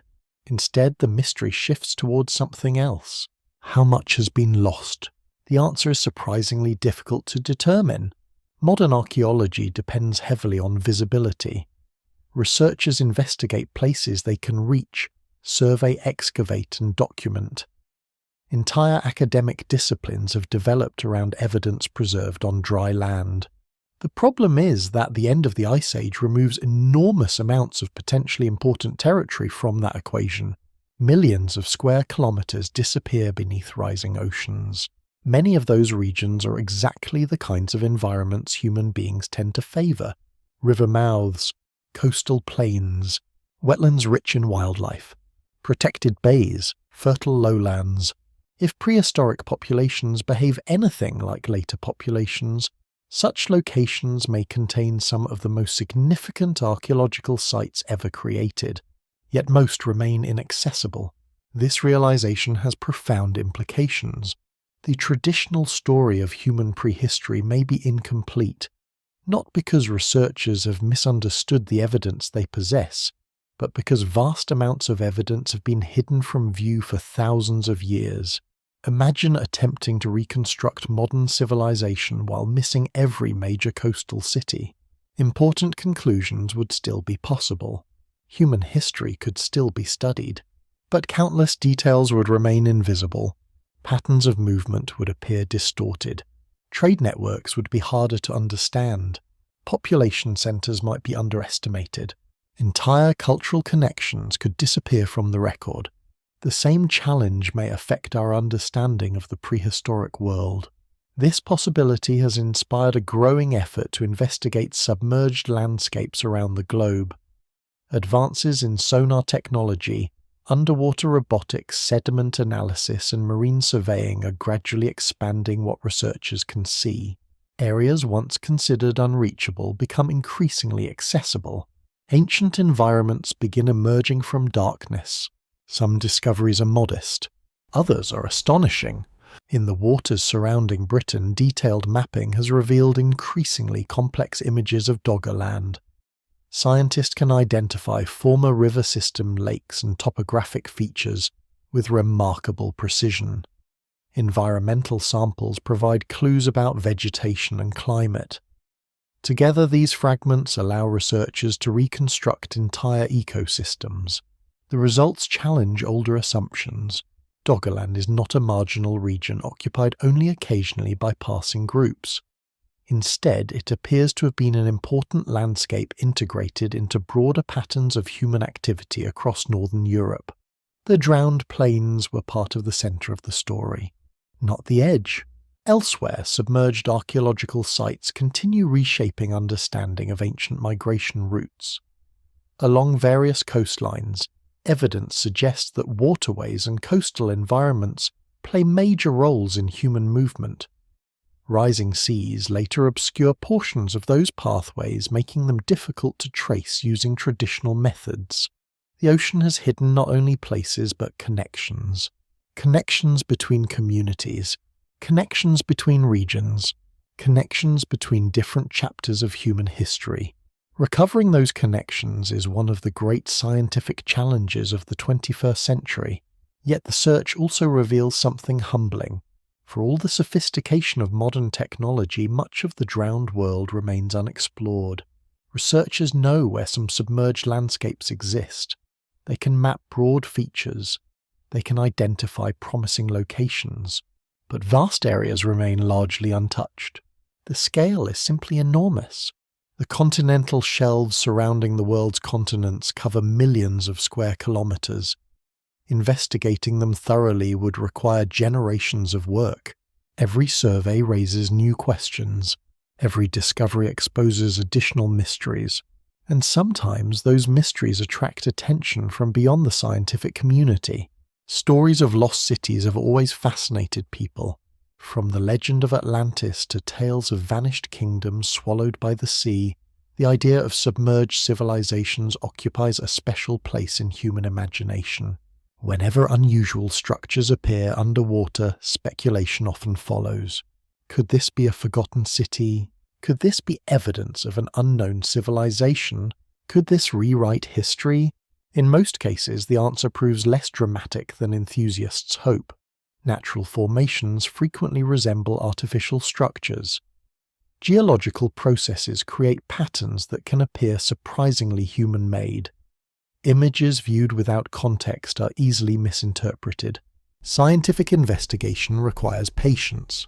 Extraordinary claims demand extraordinary evidence. This principle remains especially important when discussing underwater discoveries. The temptation to transform every mystery into Atlantis is powerful. The evidence rarely cooperates. No credible archaeological findings support the existence of a technologically advanced global civilization lost beneath the oceans before recorded history. Despite decades of speculation, such claims remain unsupported. What the evidence does support is something both simpler and more significant. Human communities occupied many landscapes that later disappeared beneath rising seas. Those communities adapted, migrated, survived, and sometimes abandoned territories that no longer exist. Their story is real, and it does not need embellishment. In fact, the genuine narrative may be more compelling than the myths. Atlantis, if it existed, would be a single place. The drowned world before the Great Flood includes countless places, thousands of rivers, thousands of coastlines, generations of communities spread across multiple continents. The loss is not concentrated in one legendary kingdom. It is distributed across much of the planet. That broader perspective changes the meaning of the story. The Lost World is not about one civilization. It is about humanity itself. Every region contributes a chapter. Northern Europe contributes Doggerland. Southeast Asia contributes Sunderland. The Persian Gulf contributes its vanished lowlands. Coastal regions around the world contribute their own submerged landscapes. Together they form a mosaic of disappearance, a global story of transformation unfolding across thousands of years. And as researchers continue piecing together that mosaic, they encounter an increasingly important realization. The end of the Ice Age does not merely erase land, it reshapes the future. The coastlines inherited by later civilizations are products of this transformation. The environment supporting agriculture, trade, migration, and urban development emerge from these changing conditions. In a very real sense, the world of history is built upon the ruins of a prehistoric geography. The civilizations that eventually dominate written history inherit a planet fundamentally altered by rising seas. To understand these civilizations fully, it may first be necessary to understand the world they never knew, a world that vanished before their first cities appeared. The disappearance of the lost world does not end the story. In many ways, it creates the conditions for everything that follows. This is one of the great paradoxes of human history. Environmental change destroys landscapes, displaces populations, and erases familiar worlds.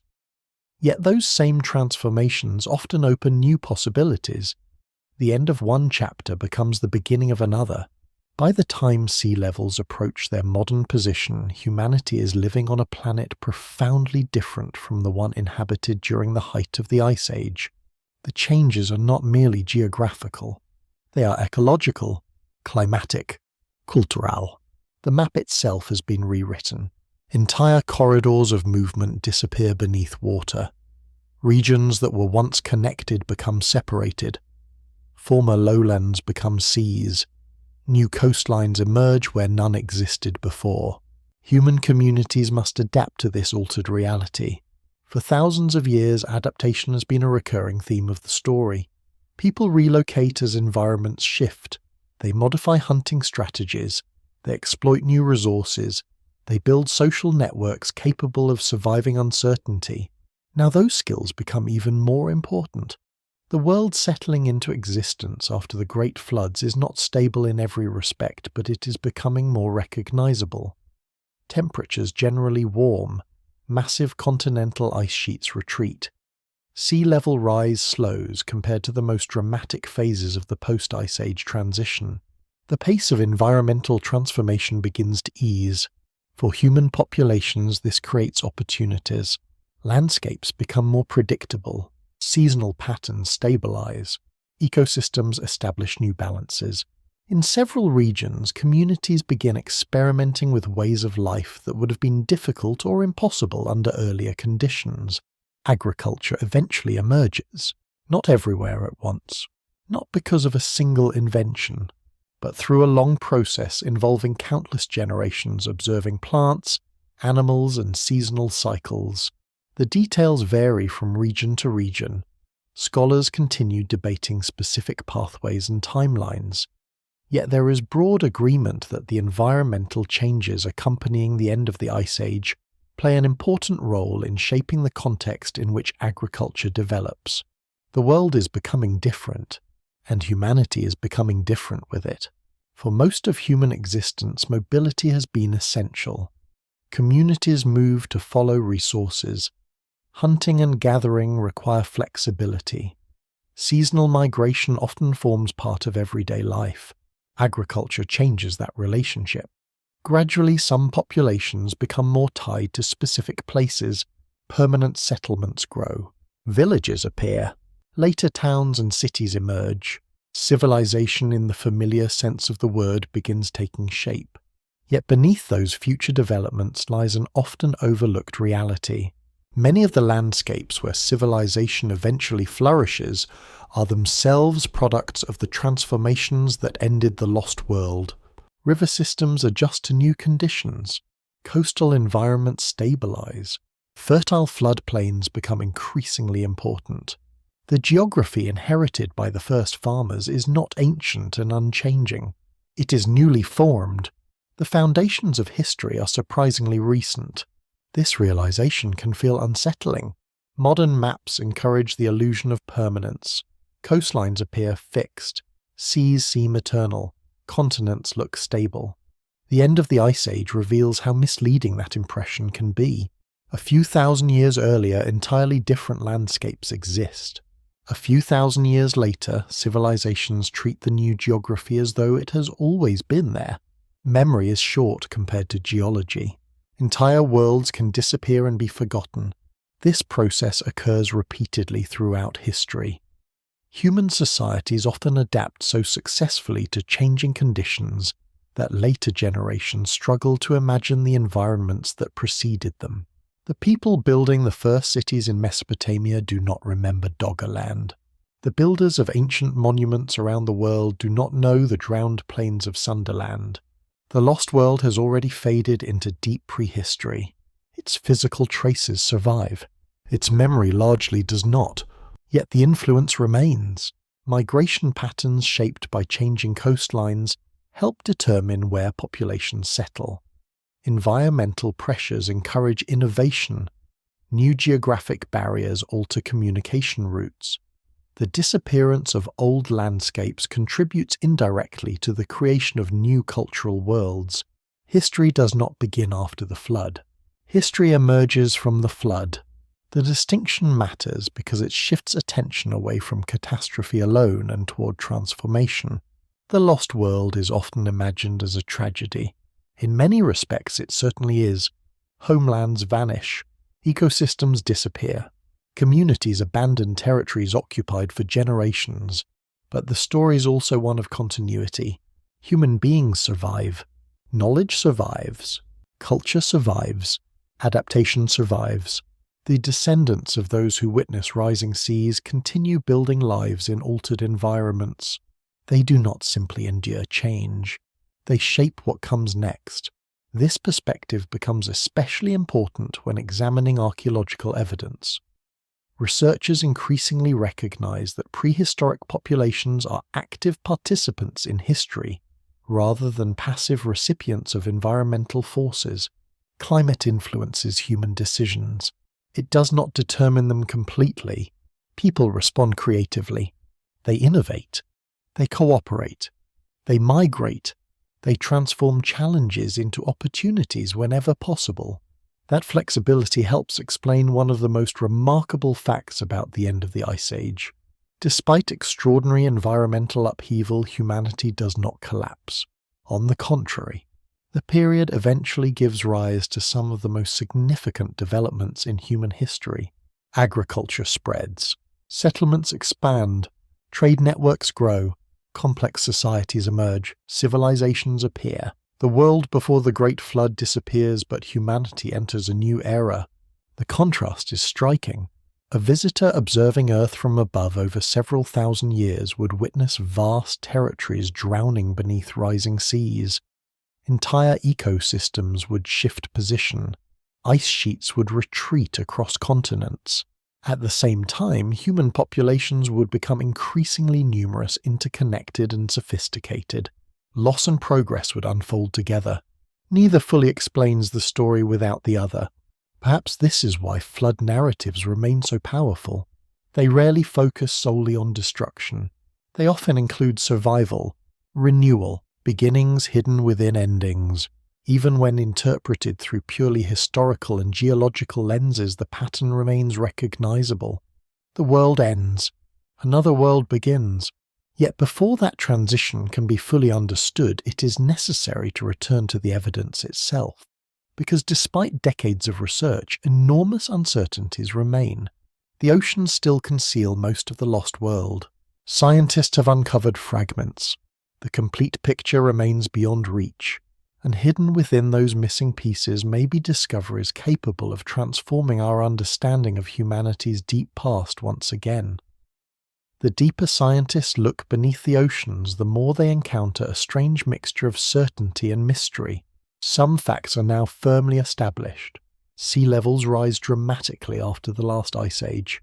Vast areas of habitable land disappear beneath the oceans. Human populations occupy many of those landscapes before they are submerged. These conclusions rest upon decades of geological, archaeological, and environmental research. Yet beyond those broad outlines, uncertainty expands rapidly. The oceans conceal too much. An archaeologist excavating an ancient settlement on land can survey surrounding terrain map features directly and return repeatedly over many years. Beneath the sea, every step becomes more complicated. Visibility may be poor. Sediment can bury evidence deeply. Strong currents limit access. Sites often exist across enormous areas. Even finding a location worth investigating can be difficult. As a result, researchers often work with fragments. A stone tool recovered from a dredging operation. A sediment core revealing traces of ancient vegetation. A sonar image suggesting a former river channel. a submerged forest exposed briefly by unusual conditions. Each fragment contributes valuable information. None tells the entire story. The challenge resembles attempting to reconstruct an ancient book after recovering only a handful of pages. Important conclusions are possible. Complete certainty is not. This limitation has profound consequences for understanding the lost world. How many people live on the drowned plains of Doggerland at different times? The evidence remains incomplete. What kinds of social networks connect communities across submerged regions? The evidence remains incomplete. How many significant archaeological sites lie hidden beneath modern seas? The evidence remains incomplete. Again and again, researchers encounter the same phrase. We do not yet know. Far from being a weakness, this uncertainty represents one of the defining features of good science. Scholars distinguish carefully between what is supported by evidence and what remains speculative. The distinction becomes especially important in fields where public fascination often outruns available data. The lost world attracts exactly that kind of fascination. People naturally wonder what might still be waiting beneath the waves. Could there be undiscovered settlements? Almost certainly. Could there be important archaeological sites? Very likely. Could future discoveries transform current understanding? Quite possibly. But possibility is not proof. The temptation to fill gaps with imagination remains strong. This temptation becomes particularly visible whenever unusual underwater discoveries appear in headlines. A geometric formation is photographed beneath the sea. A cluster of stones is identified offshore. An ancient structure is reported by divers. Within days, speculation spreads. Atlantis returns. Lost civilizations reappear. Forgotten empires rise once more from the depths. Most of these claims eventually fade under closer examination. Natural processes often create surprisingly regular patterns. Geological formations can mimic walls, roads, or foundations. Context matters enormously. Without rigorous investigation, appearances can be misleading. Researchers have learned this lesson repeatedly. Extraordinary discoveries do occur. They simply tend to look different from popular expectations. The real surprises often involve ordinary people. A campfire site preserved beneath sediment, evidence of hunting activity along a vanished riverbank, traces of daily life from communities whose landscapes no longer exist. These findings may seem less dramatic than stories of mythical civilizations, yet they possess a unique power. They connect directly to human experience. The people who lived in the lost world are not legendary figures. They are real individuals. They wake beside rivers. They prepare tools. They gather food. They teach children. They adapt to environmental change. The more evidence emerges, the more recognizable they become. This recognition has gradually transformed the study of prehistory. Earlier generations sometimes viewed ancient hunter-gatherers as isolated groups living at the margins of history. Modern research increasingly paints a different picture. Many prehistoric populations maintain extensive social connections. They exchange materials, knowledge, and cultural traditions across surprisingly large distances. The drowned landscapes may have played important roles within those networks. If so, their disappearance could have consequences extending far beyond local communities. Migration routes change. Communication patterns shift. Entire regions become inaccessible. The effects ripple outward through human societies. Exactly how those ripples unfold remains one of the great unanswered questions. Part of the difficulty lies in timing. The end of the Ice Age is not a single event. Different regions experience different rates of change. Coastlines retreat at varying speeds. Flooding occurs over centuries in some areas and more rapidly in others. Human responses are equally diverse. Some communities relocate inland. Some adjust their economies. Some disperse. Others establish new settlements elsewhere. The story resists simplification. That complexity is one reason why the lost world continues attracting scientific interest. Every new discovery has the potential to illuminate not only environmental history, but human adaptability itself. How do societies respond to long-term change? How do people preserve knowledge during periods of disruption? How do communities maintain continuity while losing familiar landscapes? These questions extend far beyond prehistory. They remain relevant today. The parallels are not exact. Modern societies differ enormously from Ice Age communities. Technologies, economies, and populations operate on entirely different scales, yet one reality remains unchanged. Human beings still inhabit coastlines. Human beings still depend on stable environments. Human beings still confront changing conditions. The study of ancient floods therefore offers more than historical insight. It provides perspective. The people living on drowned plains thousands of years ago do not know they are witnessing one of the greatest geographic transformations in human history. They simply experience change, one shoreline at a time, one generation at a time, one decision at a time. Only later does the larger pattern become visible. This perspective helps explain why the search for the lost world feels simultaneously scientific and deeply human. Researchers are not merely mapping ancient coastlines. They are recovering forgotten experiences. Every submerged river valley once had travelers. Every drowned plain once had inhabitants. Every vanished shoreline once formed the edge of somebody's world. The realization carries a certain quiet weight, because despite all the technological sophistication of modern research, much of that world remains hidden. The oceans still keep most of their secrets. And somewhere beneath those waters may lie discoveries capable of changing how humanity understands its own beginnings. By this point in the story, the outlines of the lost world have become visible. The ice sheets retreat. The seas rise. Coastlines move inland. Entire landscapes disappear beneath water. Human communities adapt, migrate, and survive. Yet there remains a final challenge. How can all these fragments be assembled into a coherent picture? How did the world before the Great Flood actually look? The answer requires stepping back and viewing the transformation at its largest scale.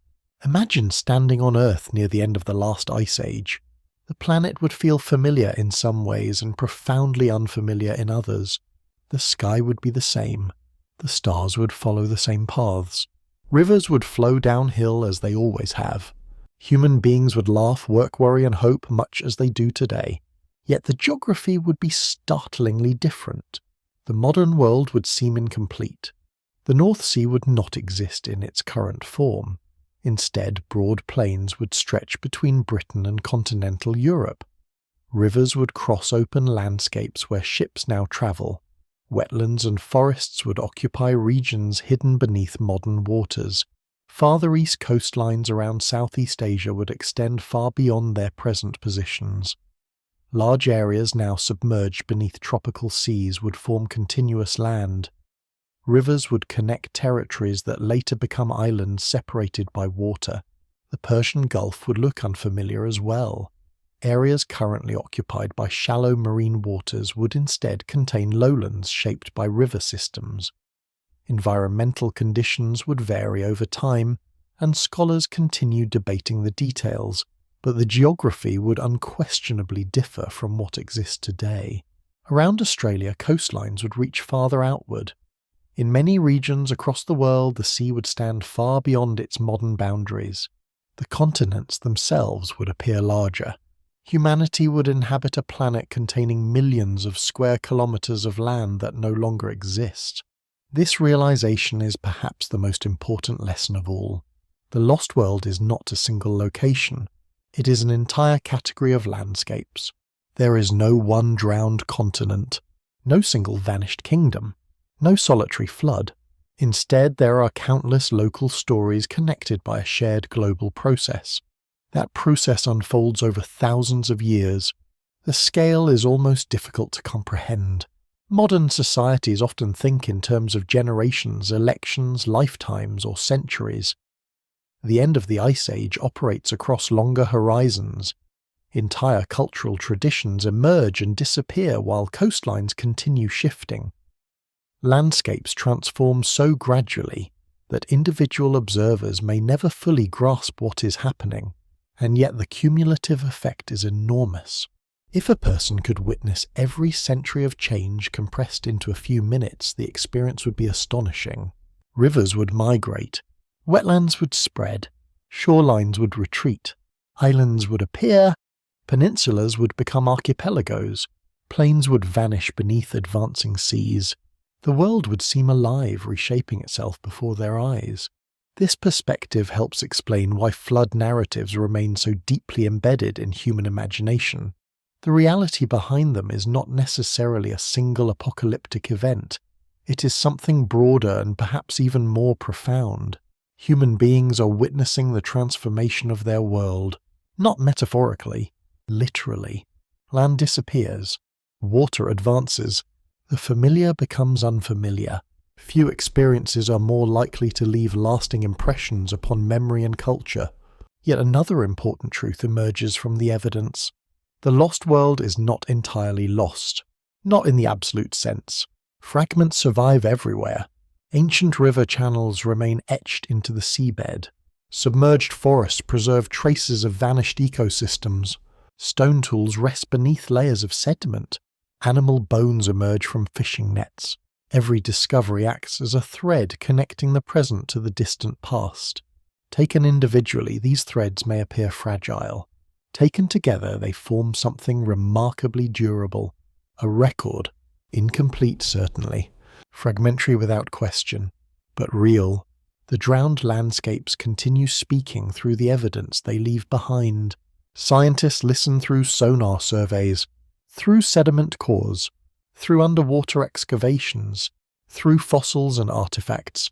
Each method reveals another piece of the puzzle, and with every piece the prehistoric world becomes more recognizable. The people who inhabited it become more human, not mysterious ancestors living in an incomprehensible age, simply people. People adapting to change, people making decisions under uncertain conditions, people responding to environmental pressures beyond their control. The more researchers learn, the harder it becomes to separate their experiences entirely from our own. Technology differs, culture differs, circumstances differ, yet certain patterns remain familiar. Attachment to place, concern for family, adaptation to changing conditions, the desire to preserve knowledge. These themes cross enormous spans of time. Perhaps this is why the story of the lost world resonates so strongly. It combines vast geological forces with intimate human experiences. Sea level rise sounds abstract. A family abandoning a homeland does not. Climate change sounds statistical. A familiar river disappearing beneath salt water does not. The scale may be global. The experience is personal, and that combination gives the story much of its enduring power. Still, despite decades of research, many mysteries remain unresolved. Scientists know much more than they once did. They know far less than they hope to know someday. Large portions of the drowned world remain unexplored. Future discoveries may reveal unexpected migration routes, settlement patterns, or cultural connections. Existing interpretations may require revision. Entire chapters of the story may still lie hidden beneath the waves. The evidence remains incomplete. The search continues, and perhaps that is appropriate. After all, the lost world itself is a reminder that history is never entirely finished. Every generation inherits unanswered questions. Every new technology reveals previously invisible details. Every discovery opens pathways toward further mysteries. The oceans may have concealed these landscapes for thousands of years. They have not concealed them forever. The more completely the lost world comes into focus, the more remarkable its disappearance appears. Not because it vanishes suddenly, not because it is destroyed by a single unimaginable catastrophe, but because it is erased so thoroughly, entire landscapes that support generations of human life become almost invisible to history. This is perhaps the most extraordinary aspect of the story. The world before the Great Flood does not simply end. It is forgotten. For thousands of years after the seas stabilize near their modern levels, people live above the traces of vanished homelands without realizing they are there. Kingdoms rise along new coastlines. Farmers cultivate fields overlooking waters that conceal ancient river valleys. Sailors cross seas covering territories once walked by hunters and gatherers. The old geography disappears from memory. Only the new geography remains. This forgetting happens naturally. Human memory is powerful, but it has limits. Oral traditions can preserve remarkable information across generations. Cultural knowledge can survive for centuries and sometimes much longer. Yet eventually there comes a point when direct experience vanishes completely. Nobody remains who has seen the lost land. Nobody remembers its exact shape. Nobody can point toward the horizon and describe the rivers that once flowed there. At that moment, memory begins yielding to imagination. Legends replace geography. Stories replace maps. Fragments replace certainty. The process is not unique to the drowned world. History contains countless examples of forgotten places and lost knowledge. Ancient cities vanish beneath desert sands. Forests reclaim abandoned settlements.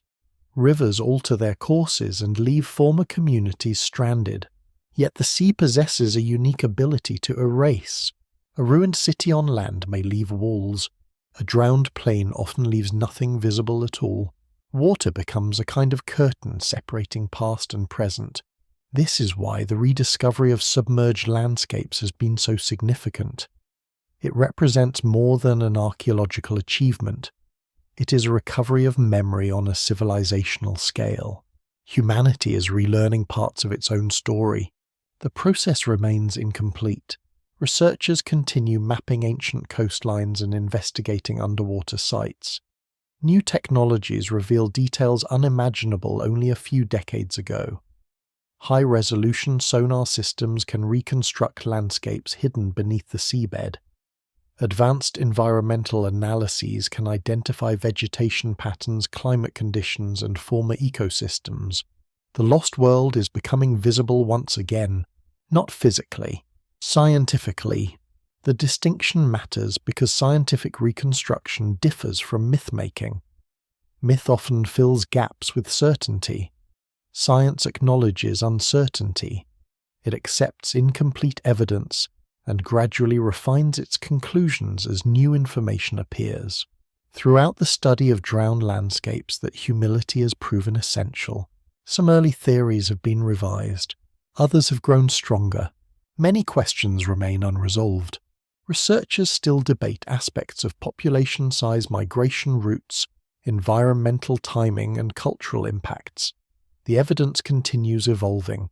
Yet despite those uncertainties, one conclusion grows increasingly difficult to escape. The end of the Ice Age fundamentally reshapes the human world, not merely through climate, not merely through geography, but through opportunity. As coastlines stabilize and environmental conditions become more predictable, new forms of social organization emerge. Agriculture expands. Permanent settlements become increasingly common. Trade networks develop across growing distances. The world entering recorded history is built upon foundations created by post-Ice Age change. This observation offers a useful corrective to how flood narratives are often understood. Popular imagination tends to focus exclusively on destruction. The water comes, the land disappears, the world ends. Yet the actual historical process contains another side.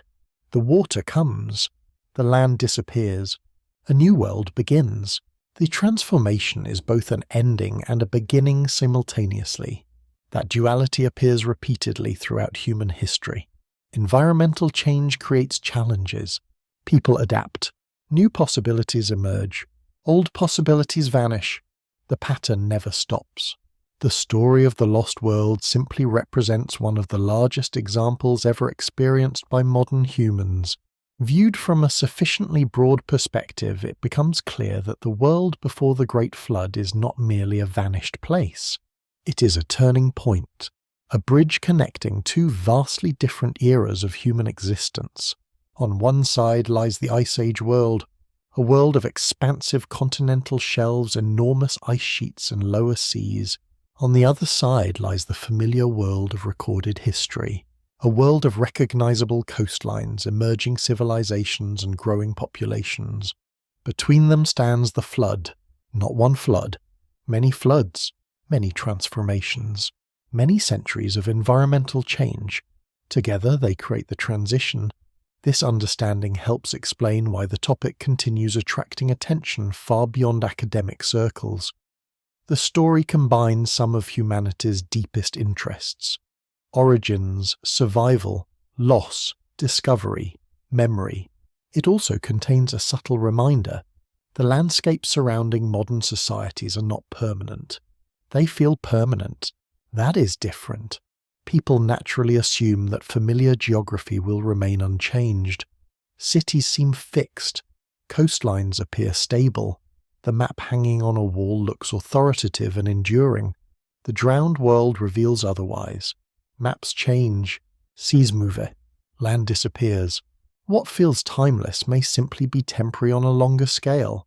The people living in Doggerland almost certainly regard their homeland as real, solid, and enduring. The same is true for communities inhabiting Sunderland, the Persian Gulf lowlands, and countless other vulnerable regions. They are not wrong.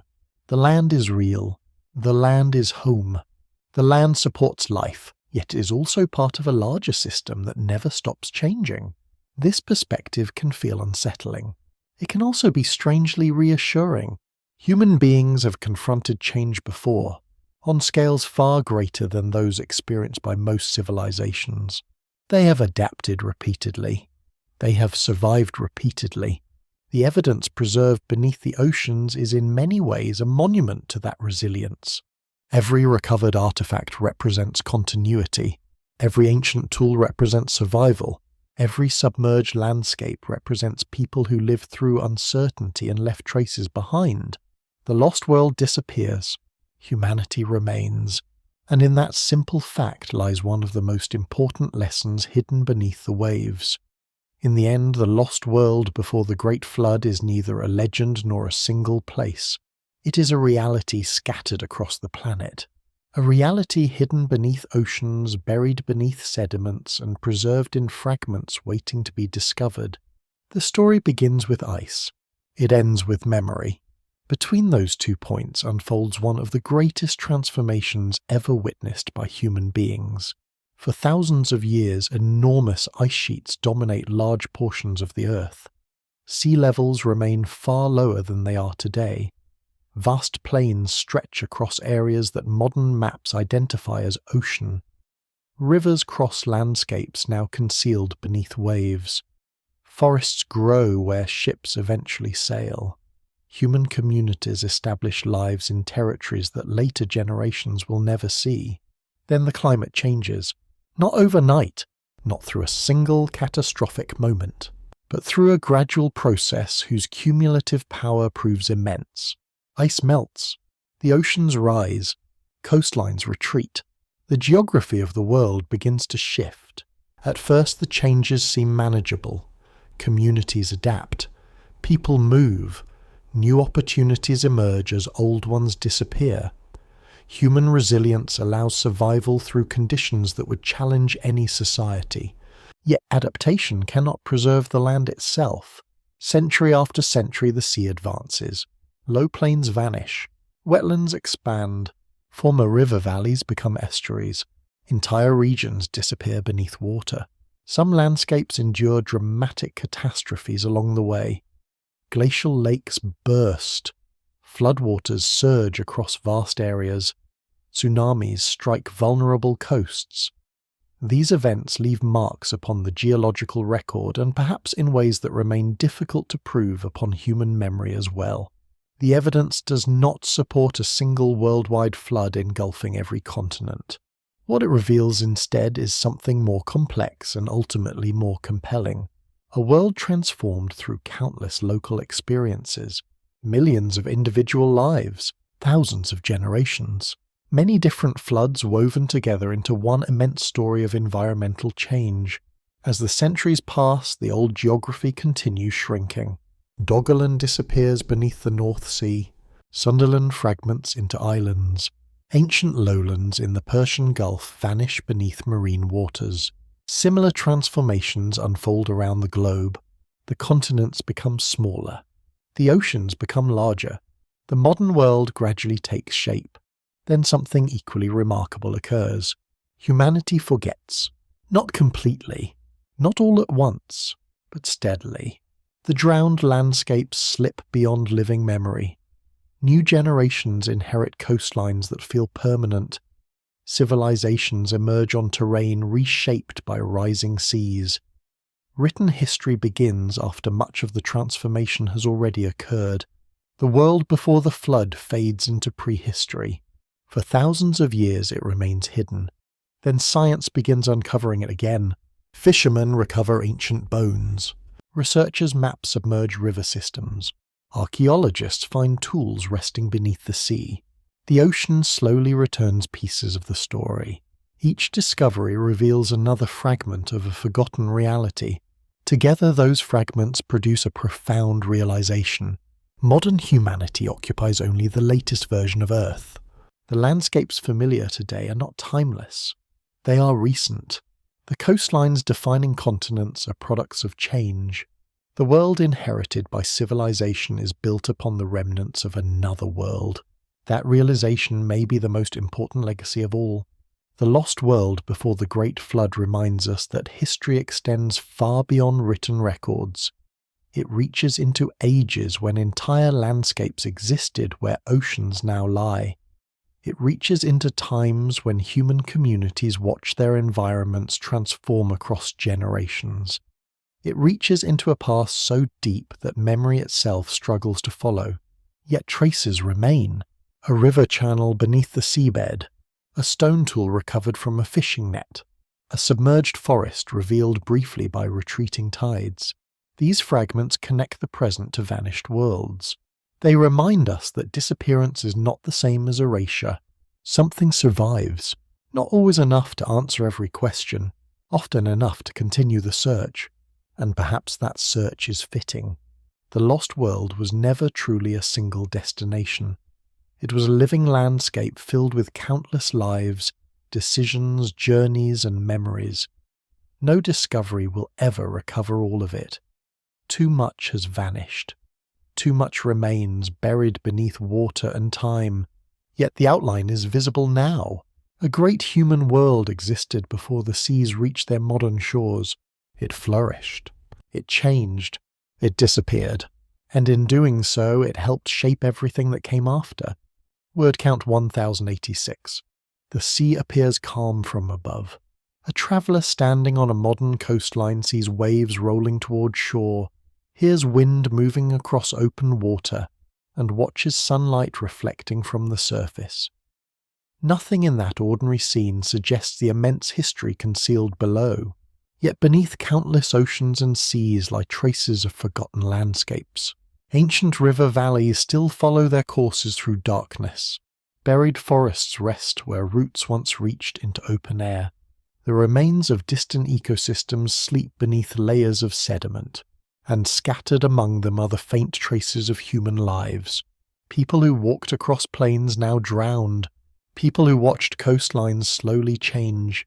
People who adapted to a transforming world without ever knowing how completely that world would vanish. Time has carried away their names. The sea has hidden their homes. Yet their story remains part of humanity's story. The world before the Great Flood is gone, but its legacy endures in the geography that replaced it, in the migrations it helped shape, and in the resilience of those who survived its passing. Perhaps that is the quiet lesson waiting beneath the waves. Land feels permanent until it is not. Civilizations feel enduring until they fade. Maps seem fixed until history redraws them. And yet through every transformation, humanity continues forward, carrying fragments of memory into new worlds. Somewhere beneath the North Sea, beneath the waters of Southeast Asia, beneath coastlines scattered across the globe, the old landscapes remain in darkness.